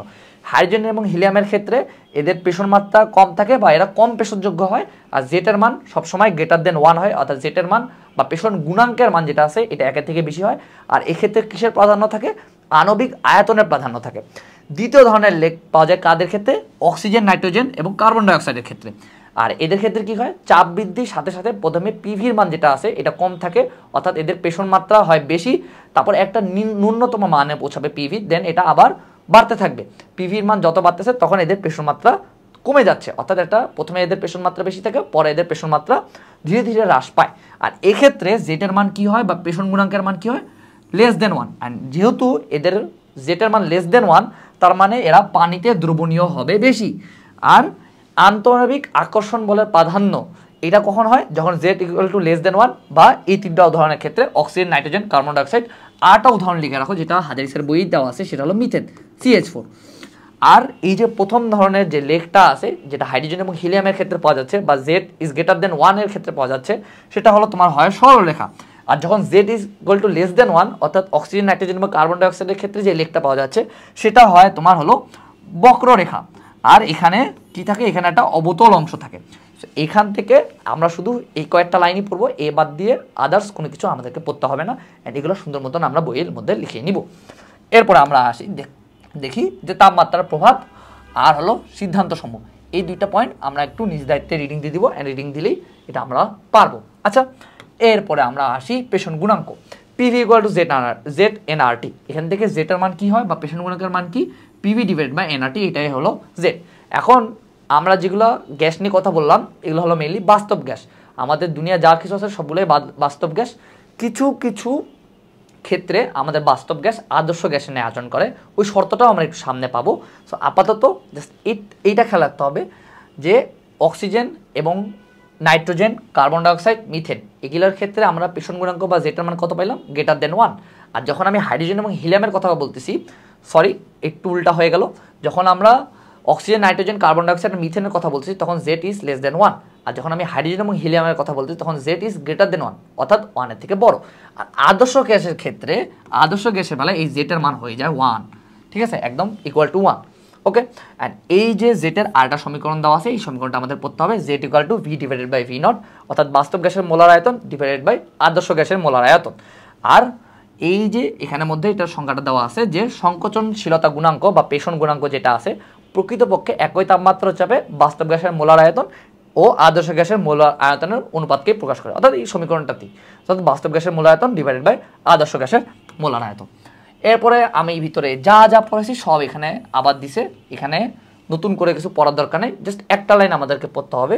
সেটা হলো দেখো যে অতি নিম্ন চাপে যে তাপমাত্রায় বাস্তব গ্যাস বয়েলের সূত্র মেনে চলে তাকে ওই গ্যাসের বয়েলের তাপমাত্রা বলে। অর্থাৎ যেহেতু বয়েলের সূত্র মেনে চলতেছে, তার মানে সেটা হলো আদর্শ আচরণ করতেছে। অর্থাৎ নিম্নচাপে যে তাপমাত্রায় বাস্তব গ্যাস আদর্শ গ্যাসের ন্যায় আচরণ করে তাকে বলা হয় বয়েলের তাপমাত্রা বলে। এখন এখানে দেখো বই চিপার মধ্যে দেওয়া আছে যে নাইট্রোজেন গ্যাসের বয়েলের তাপমাত্রা কত। নাইট্রোজেন গ্যাসের বয়েলের তাপমাত্রা দেওয়া আছে 700°C তাপমাত্রা। এইটা কিন্তু আমাদের কোচিংয়ের পরীক্ষা দিয়ে দেয়, কারণ এগুলা বই চিপা থেকে প্রশ্ন করে যেন তুমি আটকে যাও। বাট মেডিকেল ভর্তি পরীক্ষার জন্য ততটা গুরুত্বপূর্ণ না, বাট তুমি জাস্ট এটা জানা রাখো যে নাইট্রোজেন গ্যাসের বয়েলের তাপমাত্রা হলো 700°C তাপমাত্রা। এটা কোচিংয়ের পরীক্ষা দিতে পারে, আমি পাইছিলাম। এখন আমি বললাম যে আমাদের আশপাশে যতগুলো গ্যাসই আছে, যাই আছে সবগুলো হলো বাস্তব গ্যাস। আদর্শ গ্যাসের ন্যায় আচরণ করে মাঝে মাঝে, শর্তটা কি? এই শর্তটা কিন্তু আমাদের অনুশীলনী এমসিকিউতেও আছে। শর্তটা হলো উচ্চ তাপমাত্রা এবং নিম্ন চাপে অধিকাংশ বাস্তব গ্যাস মোটামুটি আদর্শ গ্যাসের সূত্র মেনে চলে বা আদর্শ গ্যাসের ন্যায় আচরণ করে। তো এইটা আমি কীভাবে খেলাতাম, দেখো একটা ছেলেকে যদি তোমাকে আদর্শ হইতে হয় তাহলে তাকে নিম্ন চাপে অর্থাৎ প্রেশার বেশি দেওয়া যাবে না। সে যদি নিম্ন চাপে থাকে বা কম প্রেশার নিয়ে থাকে তাহলে সে ভালোভাবে পড়াশোনা করতে পারে, আর তার উপর যদি তুমি প্রেশার দাও সে ভালোভাবে পড়তে পারবে না। সো এক্ষেত্রে হবে কি, বাস্তব গ্যাস কখন আদর্শ গ্যাসের মতন আচরণ করবে? যখন নিম্ন চাপে থাকবে তখন সে হলো আদর্শ গ্যাসের মতন আচরণ করবে। এখন চাপ যদি নিম্ন হয় তাপমাত্রা নিশ্চয়ই উল্টা হবে, অর্থাৎ উচ্চ তাপমাত্রা। সো নিম্নচাপ এবং উচ্চ তাপমাত্রায় বাস্তব গ্যাস মোটামুটি আদর্শ গ্যাসের ন্যায় মেনে চলে। আর এখানে আরেকটা ইনফো দেওয়া আছে যে গ্যাসের ঘনীভবন তাপমাত্রা বা আদর্শ তরলের স্ফুটনাঙ্ক যতই এসটিপের মান থেকে দূরে থাকে ততই এই বিচ্যুতির মাত্রা ততই বেশি হচ্ছে।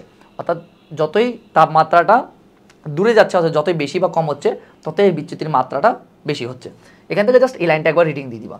অ্যান্ড এরপর আসছে যে বাস্তব গ্যাসসমূহ আদর্শ আচরণ হতে বিচ্যুতি কারণ বা এই যে পিভি ইকুয়াল টু এনআরটি, এই আদর্শ গ্যাস সমীকরণটা কেন মেনে চলে না, এটা দুটা কারণ দেওয়া আছে, মেইন কারণ। এখন যারা আমাদের মেডিকেল এবং ভার্সিটি অ্যাসপিরেন্ট আসো তাদের ক্ষেত্রে শুধুমাত্র হেডলাইনটা পড়তে হবে, ভিতরে কারণগুলো পড়া লাগবে না। এইচএসসির জন্য হয়তো গুরুত্বপূর্ণ, বাট এমসিকিউ এর জন্য আমরা যেহেতু এমসিকিউ এর প্রিপারেশন নিচ্ছি শুধুমাত্র আমরা হেডলাইনটা পড়বো। কি কি? প্রথম কথা হলো আদর্শ গ্যাসের আণবিক গতিতত্ত্ব মতে এই যে গ্যাসের অণুগুলোর মোট আয়তন আছে এটা গ্যাস পাত্রের মোট আয়তনের তুলনায় নগণ্য, অর্থাৎ গ্যাসের অণুর আয়তনগুলো হিসাব না করলেও চলে। কিন্তু বাস্তব গ্যাসের ক্ষেত্রে এটা আসলে হয় না, অর্থাৎ বাস্তব গ্যাসের ক্ষেত্রে গ্যাসের অণুগুলোর যে মোট আয়তন এটা আসলে নগণ্য না। এই কারণে বাস্তব গ্যাস আদর্শ গ্যাসের ন্যায় আচরণ করে না। 2 নম্বর পয়েন্ট হলো যে আদর্শ গ্যাসের গতিতত্ত্ব অনুযায়ী অণুগুলোর মধ্যে কোনো আকর্ষণ বল নাই, কিন্তু বাস্তব গ্যাসের ক্ষেত্রে আকর্ষণ বল কার্যকর থাকে। সো মেইনলি এই দুইটা কারণেই আমাদের বাস্তব গ্যাস আদর্শ গ্যাসের ন্যায় আচরণ করে না। আচ্ছা, এরপরে আমরা আসি যে এখানে একটা লাইন জাস্ট আমাদের খেয়াল রাখতে হবে, যখন আমরা গ্যাসের আণবিক আয়তন গণনা করব তখন মোট আয়তন ভি বাড়ে যাবে, আর যখন আমি আন্তঃআণবিক আকর্ষণের হিসাব করব তখন মোট আয়তন ভি কমে যাবে। এখন এটা কেন হচ্ছে? যখন তুমি আণবিক আয়তন গণ্য করতেছো তখন তো একটা এক্সট্রা আয়তন গণ্য করতেছো, তার মানে মোট আয়তন তো অবশ্যই বাড়বে। আর যখন আন্তঃআণবিক আকর্ষণ গণ্য করতেছো, এখন আন্তঃআণবিক আকর্ষণের কারণে কি হয়? ওরা পরস্পরের কাছাকাছি চলে আসে, অর্থাৎ আয়তন কম হচ্ছে, এই কারণে তখন মোট আয়তন ভি কমে যাচ্ছে। সো এখান থেকে জাস্ট আমরা এই লাইনটা পড়বো, আর বাদ বাকি কোনো কিছু পড়া লাগবে না। এখন দেখো আমি তোমাদের যা যা পড়াইলাম, বললাম না যে প্রথম পেজে আমি যেগুলো লিখে দিছি ওগুলো পড়লে মোর দেন এনাফ, এর বাইরে তোমাকে কোনো কিছু পড়া লাগবে না, কারণ আমি এই যে টপিকটা আছে এই টপিকের বিভিন্ন পেজে যা যা লেখা আছে সব তোমাকে একসাথে করে দিলাম। দেখো ওই যা যা আমি তোমার প্রথম টপিকে লিখে দিছি সব এখানে ছড়াই ছিটায় দেওয়া আছে। ওকে, সো এখান থেকে আমরা নতুন কিছু পড়বো না, বাট আরেকবার রিডিং দেবো, কারণ ইম্পর্টেন্ট জিনিস দুইবার পড়লে তো অসুবিধা নাই। এরপর আসছে হলো যে বাস্তব গ্যাসের ক্ষেত্রে আমরা কি সমীকরণ ব্যবহার করি। বাস্তব গ্যাসের ক্ষেত্রে ভ্যান ডার ওয়েলস সমীকরণ আমরা মেইনলি ব্যবহার করি, আর ভ্যান ডার ওয়েলস সমীকরণটা আমাদেরকে জানা লাগবে। এই যে হলো এটা হলো ভ্যান ডার ওয়েলস সমীকরণ। এখন এটা কিভাবে আসছে এইসব তোমার জানা লাগবে, শুধু এই সূত্রটা জানবা যে P plus N square V square N square divide by V square into A into V minus N B equal to N R T. এখন এখানে এটা কি আর ভিটা কি? এটা হলো তোমার হলো চাপ সংশোধন ফ্যাক্টর, বিটা হলো তোমার আয়তন সংশোধন ফ্যাক্টর। এখন এখান থেকে আর কিছু ইম্পর্টেন্ট টপিক পড়া লাগবে, যেমন চাপ সংশোধন ফ্যাক্টর নিয়ে অনেক কিছু লেখা আছে, এত কিছু তোমার পড়া লাগবে না, তোমাকে শুধু দুইটা লাইন খেলা লাগবে। অ্যান্ড এই চাপ সংশোধন ফ্যাক্টর বা আয়তন সংশোধন ফ্যাক্টর যেগুলো আছে এগুলো আসলে কোচিংয়ের পরীক্ষায় দেয়, অনুশীলনীতে এই রিলেটেড এমসিকিউ কিন্তু নাই। সো আমরা যেহেতু কোনো কিছু স্কিপ করবো না, সো এখান থেকে আমি যেগুলো পড়াই দিচ্ছি এগুলো পড়লে মোর দেন এনাফ, অন্য কিছু পড়া লাগবে না তোমার। সো বাস্তব গ্যাসের ক্ষেত্রে বাস্তব গ্যাসের যে চাপটা আছে এটা হলো আদর্শ গ্যাসের চাপ অপেক্ষা কম হয়। কেন কম হয়? কারণ আমরা আগেই বললাম যে বাস্তব গ্যাসের ক্ষেত্রে আন্তঃআণবিক আকর্ষণ বলও আছে, আর এই আকর্ষণ বলের কারণে এদের যে চাপটা আছে এই চাপটা হলো কম হয় আদর্শ গ্যাসের তুলনায়। আর এই যে হ্রাসকৃত যে চাপটা আছে এই হ্রাসকৃত চাপটাকে বলা হয় তোমার আন্তঃটান বা সংযুক্তি টান বা কোহেসিভ প্রেশার। আর এটাকে কি দ্বারা প্রকাশ করা হয়? PA দ্বারা প্রকাশ করা হয়। এখন PA রিলেটেড দুইটা ইনফো দেওয়া আছে, এগুলো কোচিংয়ের পরীক্ষার জন্য লাগে, জাস্ট একবার রিডিং দিব, মেডিকেল ভর্তি পরীক্ষার জন্য ততটা গুরুত্বপূর্ণ না। আমি বারবার বলে দিচ্ছি এগুলো কিন্তু কোচিংয়ের পরীক্ষা দিয়ে দেয়। সো PA এর মানের গণনার ক্ষেত্রে গ্যাসের আন্তঃটান বা PA যেটা আসে এটা হলো গ্যাসের ঘনত্বের বর্গের সমানুপাতিক, অর্থাৎ PA সমানুপাতিক D স্কয়ার, অর্থাৎ ঘনত্বের বর্গের সমানুপাতিক। আর গ্যাসের ঘনত্ব যেটা আছে এটা হলো একক আয়তনে গ্যাসের গ্রাম অণু সংখ্যার সমানুপাতিক হয়, অর্থাৎ D সমানুপাতিক N/V। আর এখান থেকে তাহলে আমরা যদি হিসাব করি উভয় সম্পর্ক থেকে, প্রথম কথা হলো P সমানুপাতিক D স্কয়ার আর D সমানুপাতিক হলো N/V। এখন যদি এটাকে আমরা সিম্পলিফাই করি তাহলে D সমানুপাতিক N/V হচ্ছে না, তার মানে প্রথম সূত্রের মধ্যে যদি আমি N/V বসাই D এর জায়গায়, তাহলে এটা কি হয়ে যাচ্ছে, অর্থাৎ P সমানুপাতিক N/V টোটালটার উপর স্কয়ার। অর্থাৎ ইন জেনারেলি এই PA সমানুপাতিক N/V স্কয়ার আর P সমানুপাতিক D স্কয়ার, আর D সমানুপাতিক কি? D সমানুপাতিক N/V। এই তিনটা যে সম্পর্ক আছে এই তিনটা সম্পর্ক এটা হলো খেয়াল রাখবা। আর ধ্রুবক এর তাৎপর্যটা একবার রিডিং দিবা, বাট এই যে এককটা আছে না এই এককটা হলো ভেরি ভেরি ইম্পর্টেন্ট। যে এই যে ধ্রুবক এ যেটা আছে চাপ সংশোধন ফ্যাক্টরের ক্ষেত্রে, এই ধ্রুবক এর এককটা কি? অ্যাটমসফিয়ার লিটার স্কয়ার পার মোল স্কয়ার। আর আয়তন সংশোধন ফ্যাক্টর V এর ক্ষেত্রে আমরা শুধুমাত্র এর যে এককটা আছে অর্থাৎ ধ্রুবক B যেটা আছে এটার এককটা লাগবে, সেটা হলো লিটার পার মোল। সো এক্ষেত্রে যে ধ্রুবক এর এককটা কি? অ্যাটমসফিয়ার লিটার স্কয়ার পার মোল স্কয়ার। কীভাবে আসলো এটা তোমার জানা লাগবে না, তুমি জাস্ট মুখস্থ রাখো। আর আয়তন সংশোধন ফ্যাক্টর B যেটা আছে এটার এককটা কি? লিটার পার মোল। এখান থেকে জাস্ট আমাদেরকে এইটুকু পড়তে হবে, আর বাদ বাকি কোনো কিছু পড়া লাগবে না, এটাও লাগবে না। সো এই গেল আমাদের ফার্স্ট পার্টটুকু হলো মেডিকেল ভর্তি পরীক্ষার জন্য গুরুত্বপূর্ণ, বাট সেকেন্ড পার্ট যেটা আছে এটা কিন্তু মেডিকেল ভর্তি পরীক্ষার জন্য আরও বেশি গুরুত্বপূর্ণ, কারণ ওইখানে আমাদের ইনফরমেটিভ MCQ আসলে বেশি। আর ইনফরমেটিভ MCQই কিন্তু আমাদের মেডিকেল ভর্তি পরীক্ষার কেমিস্ট্রিতে বেশি দেয়। তুমি যে কোনো কোয়েশ্চেন ব্যাংক অ্যানালাইসিস করো তাহলে দেখবা যে সেকেন্ড পার্টটা থেকেই রিসেন্ট ইয়ারে বেশি প্রশ্ন দিচ্ছে। তো এই চ্যাপ্টারের এই অংশটুকু আমি তোমাদেরকে পড়াই দিলাম, অ্যান্ড তোমাদেরকে এতটুকু ইনস্যুর করতেছি আমি যতটুকু পড়াইছি এই রিলেটেড MCQ তুমি অনুষ্ঠিত পাবা, অ্যান্ড এর বাইরে থেকে কোচিংয়ের পরীক্ষাও প্রশ্ন করবে না। সো ঠিক আছে, আসসালামু আলাইকুম।